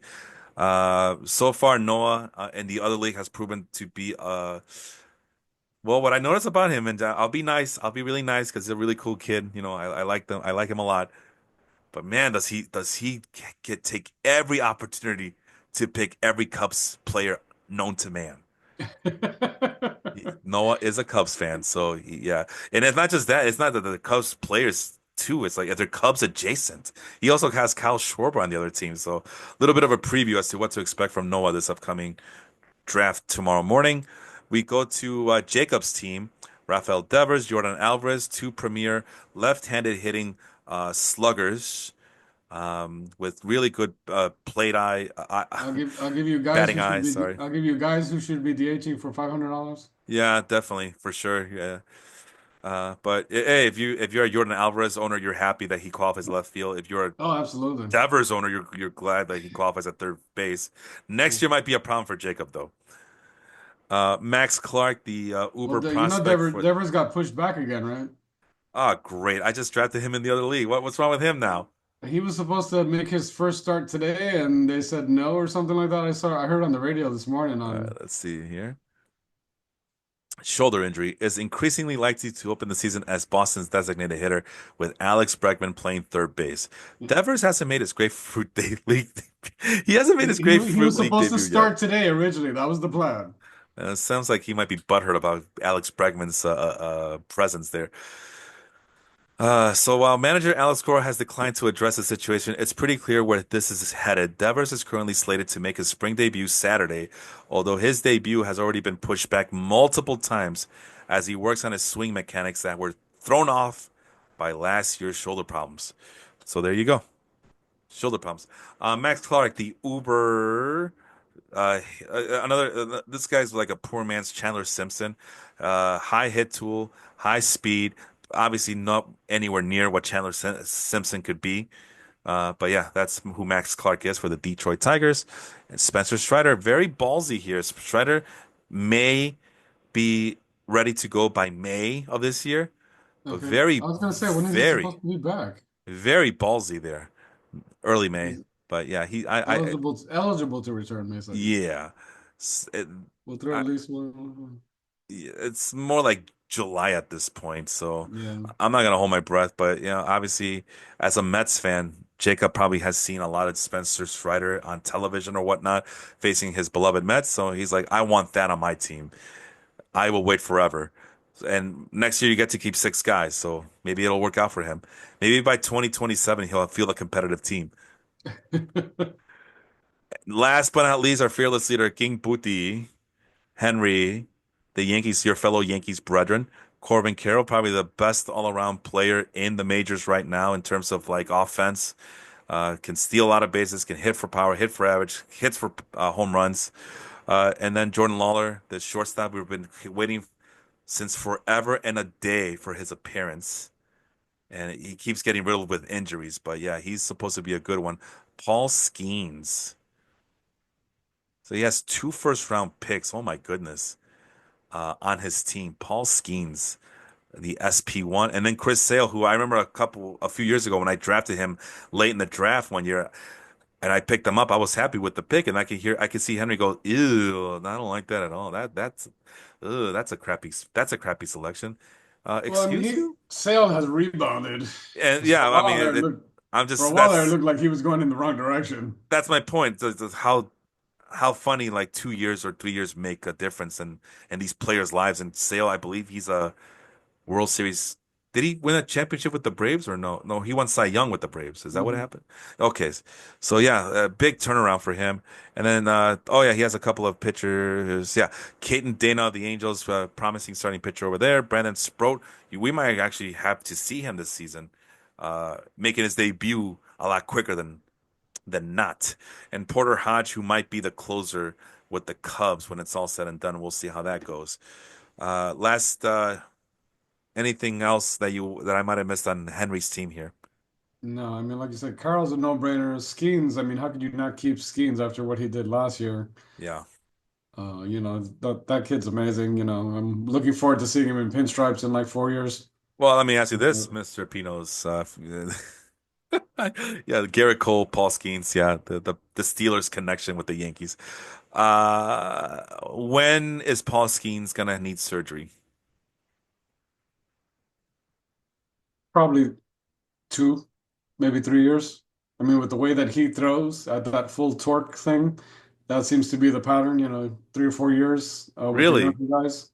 It Uh, seems like the younger guys are getting the surgery sooner than later. yeah, Some of the older generation guys like Cole, they weren't doing it early, so now that they're doing it more, when they started going to the whole spin rate and advanced things, that seemed, and now you're seeing those guys get hurt. yeah, So these guys who have been fully into that system seem to be getting that surgery earlier than later.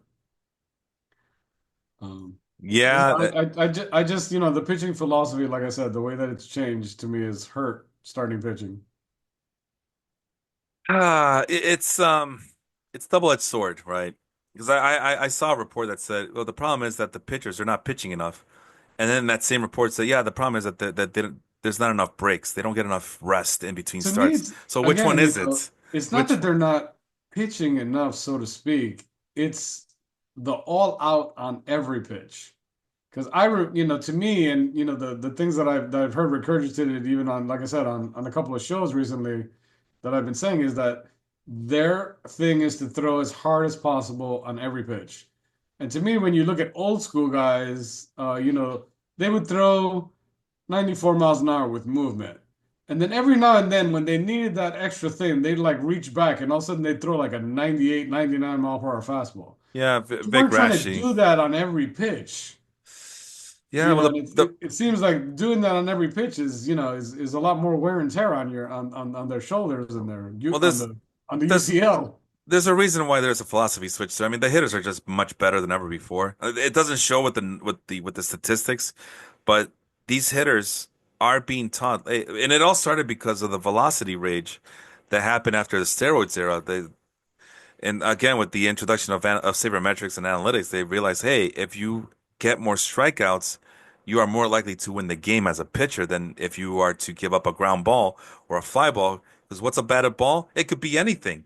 It could even be a batted ball. It could be a home run. It could be a double. It could be a grounder through the third baseman's legs, and suddenly you're pitching to like seven other hitters when you were only supposed to pitch to three hitters, and that's causing wear and tear. So the philosophy changed in the mid 2000s, late 2000s, early 2010s. We need more velocity because we need more strikeouts. How do we get more strikeouts? We need more velocity. And suddenly these guys, I mean, you saw it, you witnessed it. Guys, a lot of these teams had bullpen arms that were throwing 95, 96, 97, 98 miles an hour. And then the race is on. What do hitters do? Because at one point, James, if you remember correctly, we were in the middle of a pitching renaissance that was so deep that it was being compared to the 1968 season. And as you remember what that 1968 season was all about, I mean, that's a legendary season for pitchers, starting with Bob Gibson and all those guys where 30 win seasons were the rage and low, minuscule, microscopic ERAs. And it was just ridiculous. And you don't mess with the pitchers because they were going to knock your ass on the ground. So that was the renaissance that we were seeing at the pitching side after seeing hitters just dominate for a long time. So what's the solution to all this? Let's just do power versus power. Our hitters, we're gonna teach them how to hit for lots of power.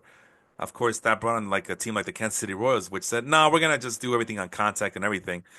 And that was supposed to be the thing, right, James? Everybody, oh, well, now everybody's gonna want to be like the Royals. It turns out, no, no, they ended up not doing that. And if anything, a lot of these teams started doubling down on hitting for more power. Well, to me, the problem with the contact hitting philosophy, a lot of that changed because of the shift, the overshifts. The overships, you're right. Because before, you could make contact and put that ball in different holes. Once they were able to just kind of do the sabermetrics thing, like you said, and say, all right, this guy's gonna hit the ball there, and there was no natural hole for a hitter. Right. The up the middle became the up the middle, which was your standard base hit before, became, kind of washed away. Yep. So that, I mean, I get, why that shift happened. And, I hated the overshift personally. I like the little tweaks that they've made to it at this point. But there's only certain guys who are taking advantage of it because they can actually hit and not just Yeah. swing for power. And the Uh, statistics show that when a power hitter hits it to the opposite field for a cheap single, it doesn't. That's what the other team wants you to do. Apparently, well, and I get that you want your guy to hit for power, but so, and again, this is not the thing, Felipe, but if you're behind in the count, do you want the guy over swinging or do you want him to get the base hit and produce something so that you can keep the inning going? no, man, we saw it firsthand when yeah, the batting averages were high, but everything else was low. On base was low, slugging was low. They weren't hitting. Obviously, they weren't hitting for home runs, but it also meant that they weren't hitting for too much power, not many doubles, and they weren't scoring a lot of runs. They were literally playing into what the opposing team was trying to get them to do. If we give up a walk, that's fine. If we give up a single, that's fine. We give up doubles and home runs, not so When you're fine. talking about the premier power hitters, these are Yeah, guys who can hit the ball the other way. no, like Freddie Freeman, like That's what makes them such good power hitters, but it also makes them Freeman is amazing at hitting that ball, dumping that ball into left field. yeah, and he had a When high he gets behind in the count, he'll slap that ball into left field. Soto is amazing at it. yeah, and The first two swings that Soto takes, he is trying to hit the ball, into Mexico. Okay. And once he gets two strikes, he will slap the ball foul until he gets something that he can hit a line drive on. But my point of it all that Freeman did have a high batting average against the shift, like a really high batting average against the shift. The problem is that it didn't matter because that's what the other team wanted him to do. Get to first base and just stay there. We're gonna get the next guys out anyway, or we're gonna ground you into a double play anyway. Who cares? Because you're not Like I hitting said, it. it It didn't work. it's a situational hitting type of thing. It's like I said, you don't want to do it all the time. But like I said, situations sometimes call for certain things. All right, let's take a quick look since we're talking about it. Up the middle, batted ball data. It's see, back in 2004, they weren't actually hitting it up the middle because everybody was juiced up. Everybody was pulling the ball back then, and actually hitting to the opposite side too. But it was, uh, I mean, to me, naturally, your pull numbers are always going to be high. oh yeah, yeah. But That's this just is your natural swing. It's the easiest thing in the world is to pull the ball. yeah, and this is league wide, obviously. But there's Yeah. degrees to this. In 2006, they weren't doing so much, and they were actually hitting it up the middle again. So I don't know what happened in 2006. Probably they started testing for drugs and like, oh, we better stop using it. And then the pull rates went down. I mean, 39% in 2010. And I just told you that's the renaissance I was telling you about with the Giants winning championships and just the renaissance with pitching. Hitters were not pulling the ball anymore. If anything, they were hitting it out the middle. Look at this. Look at this, James. 38.8%. That's a 20-year low Hmm. according to this data. That's a 20-year old. 2013 was the lowest in this since 2004. The lowest pull rate of the last 20 years. And that was right in the middle of that pitching renaissance I was telling you about. And people were saying, "Oh, you got to hit it up the middle, hit it up the middle." And in 2013, I don't think the overshift was as popular as it was in its last days here with Manfred. But they were hitting it up the middle, and they weren't getting much results on it. It just easy ground outs for really slick fielding shortstops and second basemen. And then it went up again in 2014. 2015, it started being a little bit steady around 39%. It went back up to 40% in 2018 and 2019. That's when you had the rabbit ball. But also, along with the rabbit ball, you had the StatCast revolution, launch angle revolution, and that's where we are. It's been over 40% ever since. Hmm. And yeah, every once in a while you'll get some up the middle, especially now that the shift is gone. You're seeing the up the middle rates go up slightly up again. But it is very interesting that But once, like I said, but that you see the numbers kind of trending a little bit up, with the shift rule change. And again, you're not to me, statistics and also hitting philosophy. So it's not going to change back overnight, no, but because guys are not yeah, used to hitting that way anymore. that was the argument I always had about people. Oh, now the Cardinals are going to change. I'm sorry, not the Cardinals. The Royals, 2015 Royals. They're going to change the way people are going to. We're going to do away with the sabermetrics nonsense. We're going to do no more grinding out at bats, no more being See, because patient. that philosophy that you're talking about, for it to change, doesn't happen overnight generally. That has to be your minor league philosophy. And that was Kansas City's minor league philosophy. That's right. Yeah, Because that's in order exactly for what. them to Yeah. compete, they felt they needed to do something different given their market circumstances. And that's where I So was getting at that right there. That's what I was you going towards know, because you need to have that system set up. Unfortunately, all the winning teams have a system where they're teaching their players, especially the Cubs around that time. They're teaching their players to be patient, wait for your pitch, grind out at bats. Let's get the starting pitcher out the hell the way and bring their crappy ass bullpen into the game, and that's how we're gonna win games. why is it, I mean, it's not the worst thing in the world if you can actually apply it. Yeah. Lots of championship teams, including, my favorite dynasty of all time, obviously, were based on us wearing pitchers down. The lineups that we had, the guys that we had, they took pitches. They Yeah. worked counts. We had guys out of the game, fifth, sixth inning. You were into people's bullpens. Yeah. Now Uh, you get the bullpen, and now you're facing a guy that's even much better than a starter sometimes. So it's and also you ask any major league hitter, and they'll tell you, if you want to, would you rather face somebody who you know is going to throw a fastball as hard as he's throwing it, they'll take their chances rather than somebody who's got a whole mix of them and you're guessing swinging, you know. Yeah, but at the end of the day, they can't keep up with it, man. It's just a matter of making contact, you know. It's just a matter of keeping contact. But we've seen it time and time again. Higher velocities means more dominance by pitchers. There's only such a limit that the human eye can detect a 99, 102 mile per hour fastball from 60 feet away. Studies have shown that it's Hmm. a real losing. That's why the launch angle has been a popular thing in the last 5 or 6 years. All right, here's some swinging tendencies since 2007, because that's as far back as Statcast goes. Let's see. I like looking at the O swing, which is the outside the strike zone, swinging habits of these hitters, and I'm trying to see if there's any trend there. And there really is. In 2017, they were very patient, I and mean, so they were in 2018. But it's a it's go very ahead. low variance. Yeah, and it stayed around the 27, Yeah. 28% mark, not too high, not too low. Swing rate overall, that means both the inside and outside the strike zone swings. 44, 45, 45, 45. Oh, it goes up a little bit in 2014. They were getting more aggressive. Might be the little launch angle revolution is starting to Uh-huh. pick up. Maybe 46, 40. It's been increasing though. It's been Yeah. increasing since about Yeah. Yeah. 2013, 2014, around the time that I was telling you about that renaissance for the pitchers there. Go ahead. I interrupted you. Go Yeah, ahead. no, absolutely. It's almost up to 48 last year. Yeah. Oh, yeah. Right here. You're right. It's definitely trending, and that seems to be trending more in that direction. We get to outside the contact rate, and this is just whole putrid. But it goes back to philosophy, right? You're teaching hitters to be more patient, and that's been a 20-year trend for Major League Baseball. But let's face it, you just said it right there.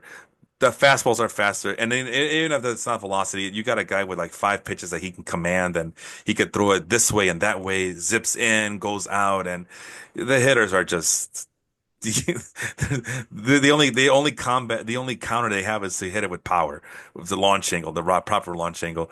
Overall contact rate, no question about it, it has dropped, but it did increase a little bit last year, James.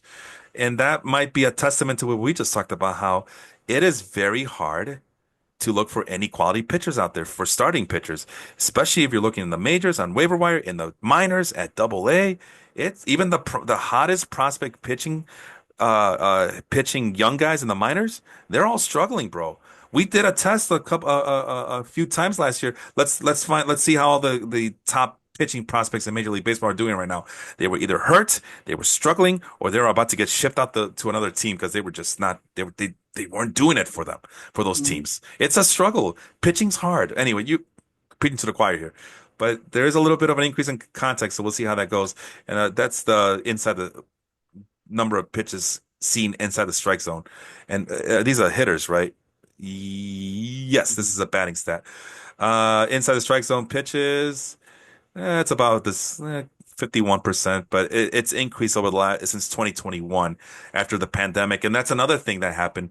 The pitchers have still been struggling dealing with the pandemic. And people will say, Felipe, it's been 2 or 3 years. Well, a lot of these guys who are up in the sniffing at the majors from the minors, they were teenagers or trying to get into college um, in 2020, and seasons were canceled.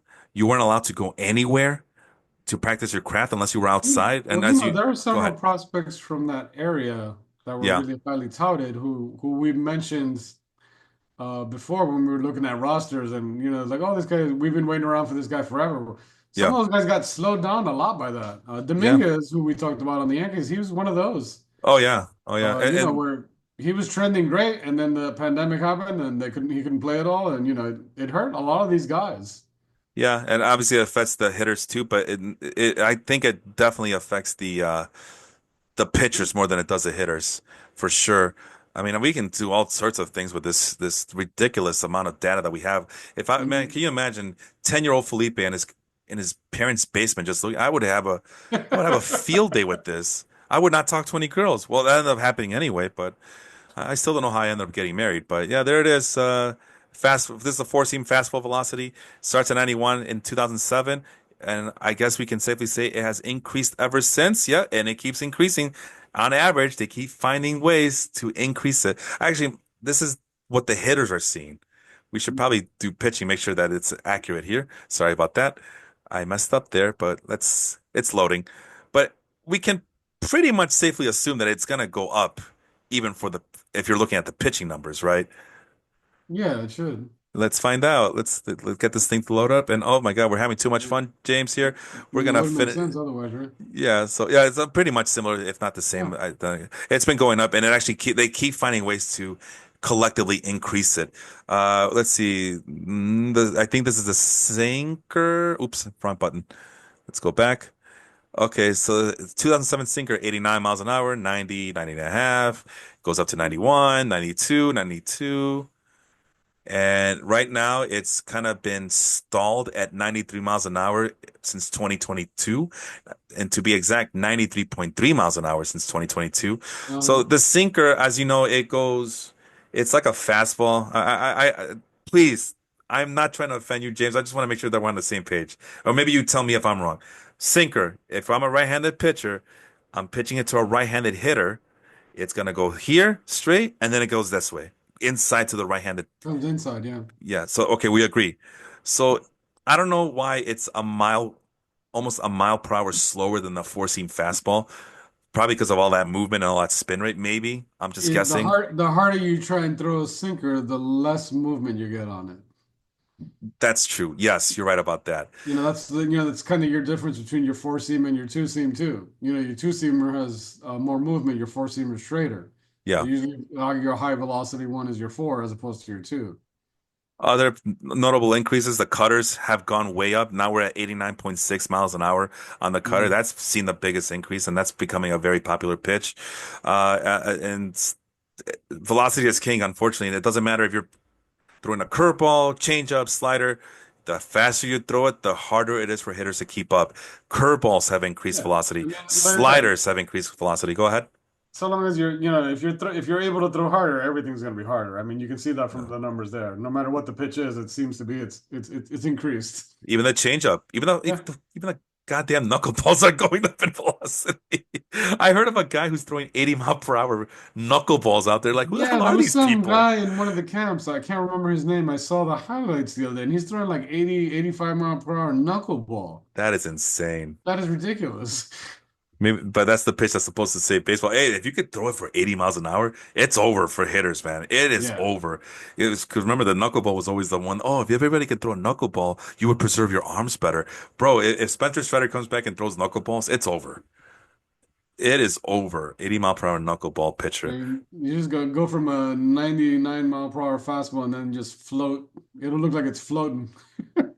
While the idea of an 80 mile per hour knuckleball seems unusual, pitchers like R.A. Dickey and Kenny Swerva, that might be him right there. Kenny Mhm. Swerva are known for throwing knuckleballs in the 80 range, with Dickey sometimes reaching 83 miles an hour, which probably would have explained how he won the Cy Young that year. But it might be Kenny Swerva, who has gained attention for throwing knuckleballs in the high 80s during the bullpen session at Tread Athletics. And the Detroit Tigers signed him after this. So there you go. You want to get to the majors, throw an 83 mile per hour knuckleball. And like I said, we could be here all day. I mean, horizontal movement, just for giggles. I always like the idea of looking at the horizontal movement of sliders because you can almost picture it by these numbers. So obviously, well, this is not a good example, James, because it depends, but this is mostly seen from a right-handed pitcher's point of view. Right. So if it's positive, it's going away from the right-handed hitter. But if I were to click on this again, if I were to click on this again, well, bad example because most of the league is right-handed. But if it would have been negative, that means that's a left-handed pitcher throwing that slider. So not a good example, but let's see if we can make heads or tails out of this on the horizontal movement. And look at that. It started at 1.7. It always was hovering close to 1.9. Somehow it dropped to zero point 0.8, but that might be, well, I'm not That's going to weird. speculate. That is weird. I don't know what the hell happened there. Uh-huh. But last year we finally got it to 2 full inches of horizontal movement for sliders. And the I'm same, wondering what they're counting as a slider. Is the slurve in there? Because the slurve has become, the slurve sweeper thing. yeah, I think so. I think it's counted, but it just depends on how fast too. So if it's a slow pitch and it's a curveball, if it's a faster pitch with the same horizontal movement, I'm guessing that they're counting it as a slider. It's not a perfect science, but we're getting there. Yeah, Um, so yeah, and this is not a really good example because uh most of the league is right-handed anyway, but I thought it would have been cool to see. But we are seeing an increase of you know what would be good? You know what would be good if we can filter it based on right-handed or left-handedness. So let's see what that one says. I gotta go back. And then we'll finish with that, man. I'm sorry. I know it's late out there in the East Coast, but always a good time talking to you some baseball. And I always appreciate you humoring me and looking up at these numbers. I know we did that for the basketball podcast from a while back ago, where we went back in time and saw Michael Jordan's numbers from the mid range. All right, right-handed pitcher sliders. Oh my goodness, yeah. James. Look at that, Oh 3.7. my Wow. God. I'm It, telling you that's got to be that sweeper yeah, it making a big difference has. because that's become a really big pitch for a lot of the big right-handers. And you're seeing that discrepancy here, James. After the pandemic, they said, okay, so how do we combat the pandemic and the fact that we're now these pitchers are behind development? Get them to throw harder breaking pitches, and that's exactly what they did. Curveball also going back to the levels that they were seeing during the 2016 season, where it was about 5 inches.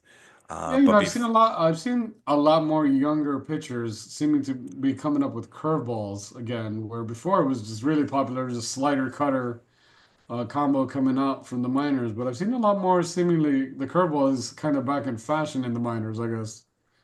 we talked about the sinker before, how it's like a fastball, but it sinks into the right-handed pitcher, so that's why you're seeing the negative. The The negative means negatives, yeah. it's going into inside, whereas the slider and curveball are positives because they're going away from the right-handed hitters.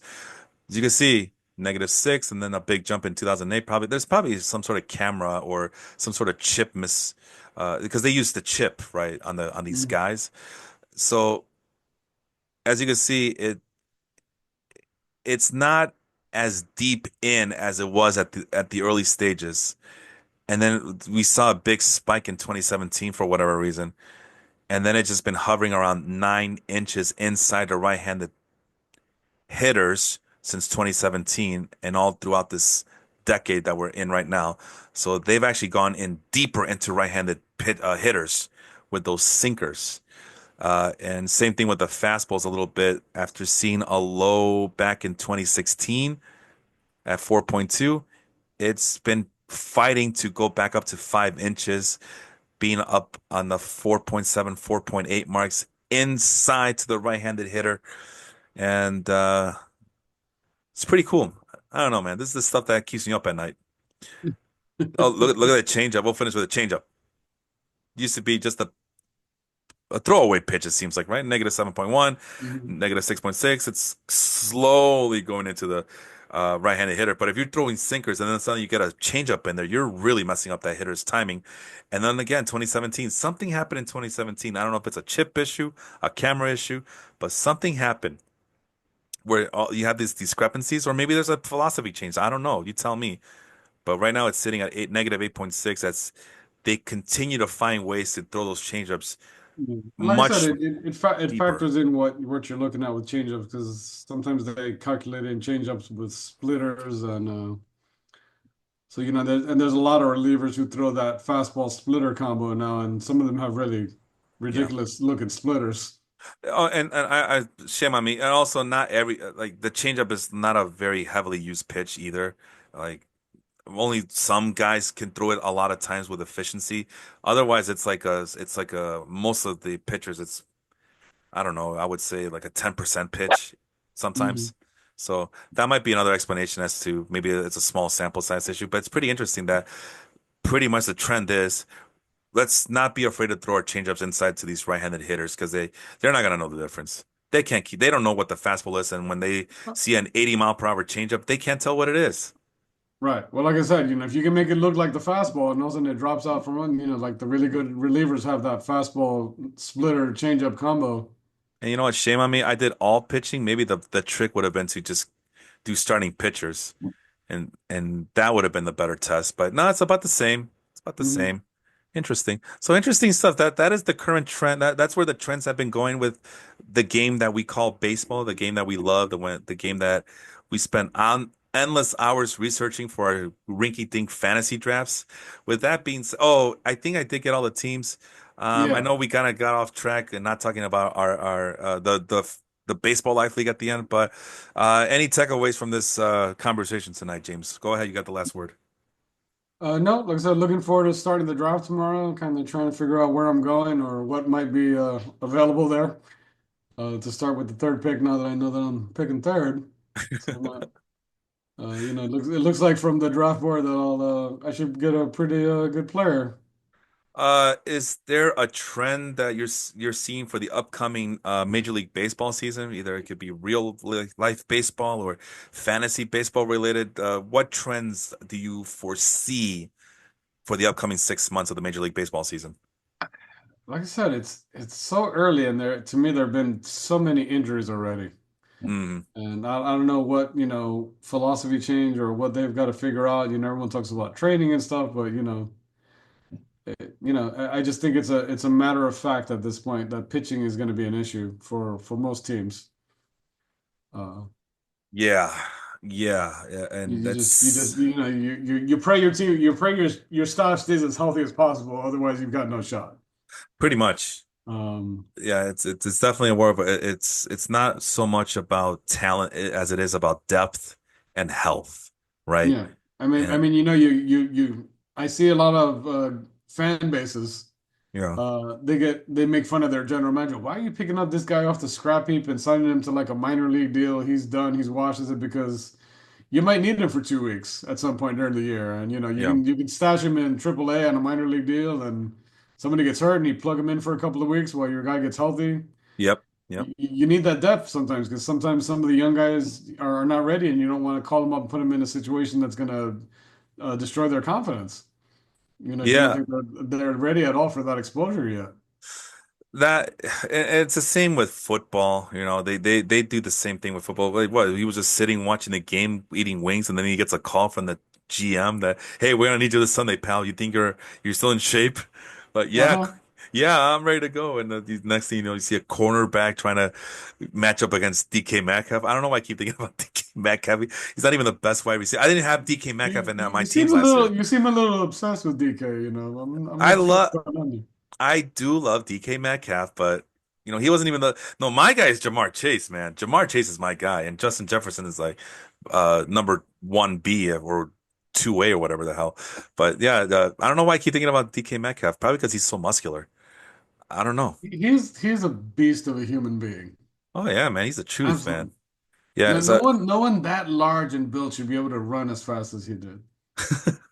and to think he was a second round pick. Uh-huh. Remember what he told Pete Carroll, like, "Why'd you wait so long for me, coach? What the hell?"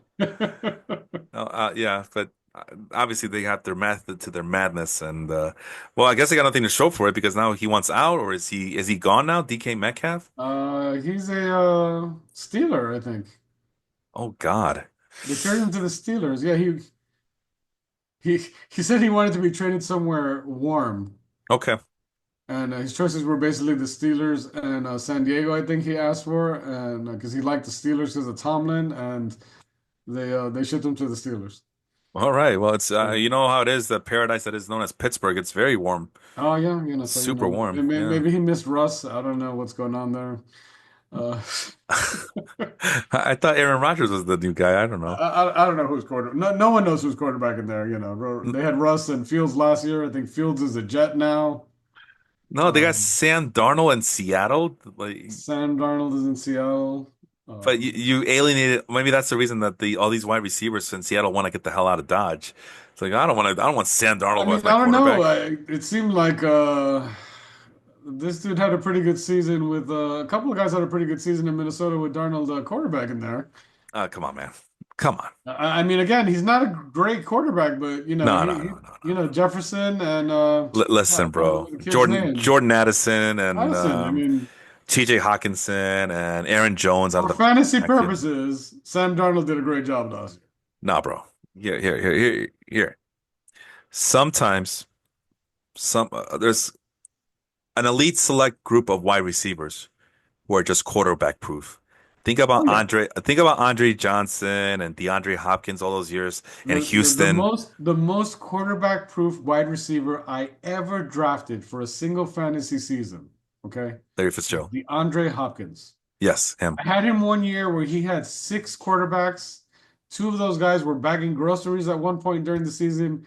Came on, that man gave me 10 to 12 receptions every game and a touchdown.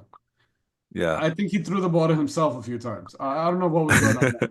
Another example, Brandon Cooks is a good example of that as well. It doesn't matter who's back there; 1,000 yards. he's gonna catch those balls, man. And some guys are just talented like that. That is the luxury of having Justin Jefferson. Justin Jefferson saved Sam Darnold's career, bar none. You cannot convince me otherwise. Justin Jefferson is that important of a player. Well, again, Um, you gotta have someone that can actually hold on to the ball too. I mean, he was on the Jets,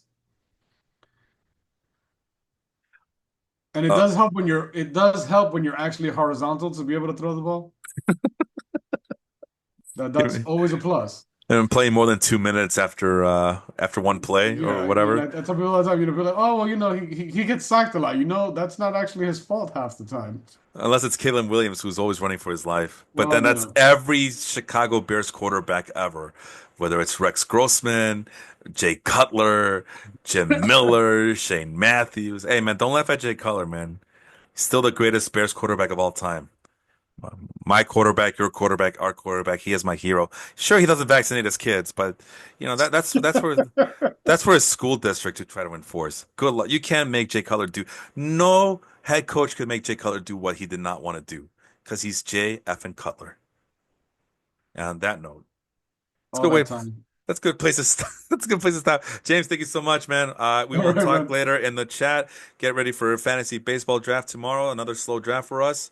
All right. But I'm looking forward to it as always. I'm glad that people are having fun, and yeah, that's all. That's what it's about, man. It's about having fun. I'll begin going through your queue at approximately 3 hours after the draft starts.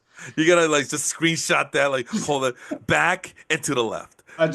I just blew it up right now, so Oh my Lord. Look, man. This is what I get for being too nice to people. I try to, disclose all my secrets, and this is how they get me back. They stab me right in the back. I can almost guarantee because every time we do any kind of a draft together, every time you draft someone, I remove someone from my queue. And every time I draft someone, you grunt on the chat. So, we clearly have the same No, but but that was a basketball league too, right? Weren't we? yeah. Oh, I was so frustrating. I was so frustrated with you guys. Jacob I on know one side. we ended up bunched up together, I think, with Jacob this year, and we were like killing each other. It wasn't just you two Nick fans. It was also EJ. Primo was in the back end of that draft. Oh, EJ Alex. EJ killed me a few times. Alex Robertson, and meanwhile the guys who are in the front of the draft, like Angel, Bob, and Mike, it really was like a draft of two parties. There was the one where Aaron's on one side, the guys who are low key minding their own business, and then there's the back end of the draft where it's like the killers. It seems like what the hell? Why are you picking this guy? You know you don't want him. You just did it to spite me. It wasn't you stupid motherfucker. You did that on purpose. That's my guy. He was supposed to come back to me. What the hell, James? Why did you pick Banchero? I thought I was going to get him next. And it was so frustrating. I mean, even like I said, I had a conversation. Who do I draft? Ben Simmons or Dennis Schroeder? And before I can even spew out any name, Jacob gets Ben Simmons. So I guess I get Dennis Schroeder. It worked out for me, but I kind of like the idea of having Ben Simmons on my team. Glad I didn't, but it The would have been a idea of nice. Ben Simmons has perplexed many GMs throughout his career. That is gonna be like one of the biggest mysteries of all time. What the hell happened to Ben Simmons? 6'10" guy who's afraid to shoot a layup. A layup, any kind of shot. But the thing was, is his first two seasons or so, he was living up to the promise, man. The funny thing is, if you go all the way back and look at his draft scouting report, Oh yeah. everything bad that has happened was in that report.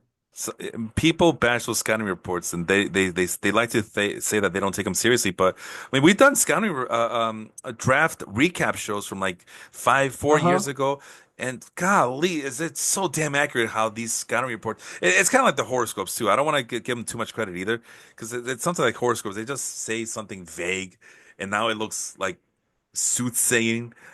like 4 years later, it's Well, oh man, these you guys were you right. see certain guys like, But I don't know. yes, I think me and you have gotten pretty good at, like, I'll watch a guy in college and he's a great college player. But you look at it and it's like, I don't know if that's gonna work in the NBA.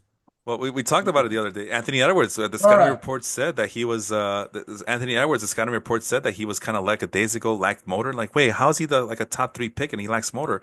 And we got suckered into believing all the scouting reports were wrong. I mean, look at him. Look at Anthony Edwards go. He's the next reincarnation of Michael Jordan. And then what happened this year? Oh, that's what they were talking about. The lack of motor, the lack of lackadaisical, I'm sorry, the lackadaisical style of play that shows up. He's a me guy, and that's why they were comparing him to James Harden, and not just the play Yeah, style, but also the it was attitude. the attitude, and it's funny because they made that trade with the Knicks, and Cat was clearly a better influence on him than Randall is. Randall is a very me player, Yeah, and having him around someone more like Randall, where Cat is the opposite of Randall from team play wise. He's yeah. much more of a willing passer. He wants to win and he wants to get his, but he'll make that pass that Randall won't make. And I think when Cat was there, that was a better influence for him because he knew he'd get the ball back if he passed it. And I think this year playing with Randall as the other primary option, he feels like if he gives that ball up, he might not be getting it back. So And it's different when you play on teams like that. When you have that guy who you feel you're never going to get the ball back and you feel that you're the better player. we ended up starting this show talking baseball, but the Bulls and Knicks fan cannot help themselves to No, talk I mean about we've basketball. covered, listen, we've covered every sport except for the one that I don't really watch, which is hockey. But Hey, you want in on our hockey league for next season? We have I don't know like more than four hockey players. that's neither do I. I don't know anything about hockey. I think I stopped watching hockey in like 1990 something, Oh God, I what? was an Islanders fan in New York by basically force of nature that we were there. Oh, And well, that's your problem right there. That's their first mistake, rooting for the Islanders. when I was young and I used to play hockey, and because I was one of the only Latinos in the neighborhood and everybody else was white, for a while there, they all played hockey. They played street hockey, roller hockey. So I kind of we were half we were Islander fans, half were Ranger fans. Wait, because I think I'm gonna go on a limb here, James, and please don't get offended, but I think you're a little bit older than me, right? You're just a tad. Were Slightly. you were, were you around when the Islanders were dominating it back in the 80s? Like, Yes, is that a vivid memory for you? yes. Oh, wow. No Yeah, wonder you're they an were Islanders great when fan. I was young. My brother was an Islanders fan, so I became an Islanders fan. The Rangers were on their beginning of their drought. Well, no, they were 40 years in. I mean, they hadn't won Yeah, a Stanley Cup since 1940, I believe. yeah, they were in that drought for a long time. Oh my I remember, goodness. the Islanders, most Islander player that I remember ever is I think I had a Mike Bossy jersey. Mike Bossy was the number one guy, but there was a Uh, bunch of guys. Like the Dennis Potvin, I think, Dennis was in there. Potvin, yeah. I used to know them all by name just because it just was part of. Well, I used to be an avid watcher of the NHL, and I ate that whole history up. I used to know all those guys, and the memory's not there anymore like it used to be. But No, no. I lost interest in the NHL a long time ago. Yeah, so did I. I just I never don't know lost what it interest is. in it. Are you in the WNBA? I forget. Are you in the WNBA league too or no? No, no. Would you like to be in the? I've just kind of started watching more. So I was so that could become a thing later on. I was like, but I'm not as Because familiar. we might have a spot for you. I'm assuming if that person doesn't come back, but we might have a spot for you in case you want it. So let me know. I'm gonna need some more spreadsheets. Uh, well, that's the ironic part is, you know, I find the WNBA more interesting than the NHL season. Hmm. And I just, because I thought, okay, maybe if I had a fantasy team for the NHL, I could pay more attention. Nope, it doesn't work out that way. Yeah, Man, I play fantasy WNBA and it makes me want to watch TV. And I look at these names like, oh my God, she's my point guard. Oh, she's on my bench. Or she is available on waiver wire. I should go pick her up now. And it gets me jacked up to do that. right. The NHL, for some reason, I try to like for 2 or 3 years, it just doesn't do it for me. I don't know why.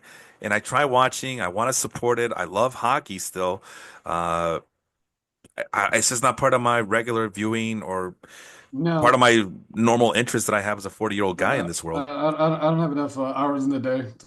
Nah, that might be a little problem. Probably. Well, I've taken up way too many hours so far this night. So thank you so much, James, for All joining right, me, brother. and we'll talk to you soon. All right, have a good one.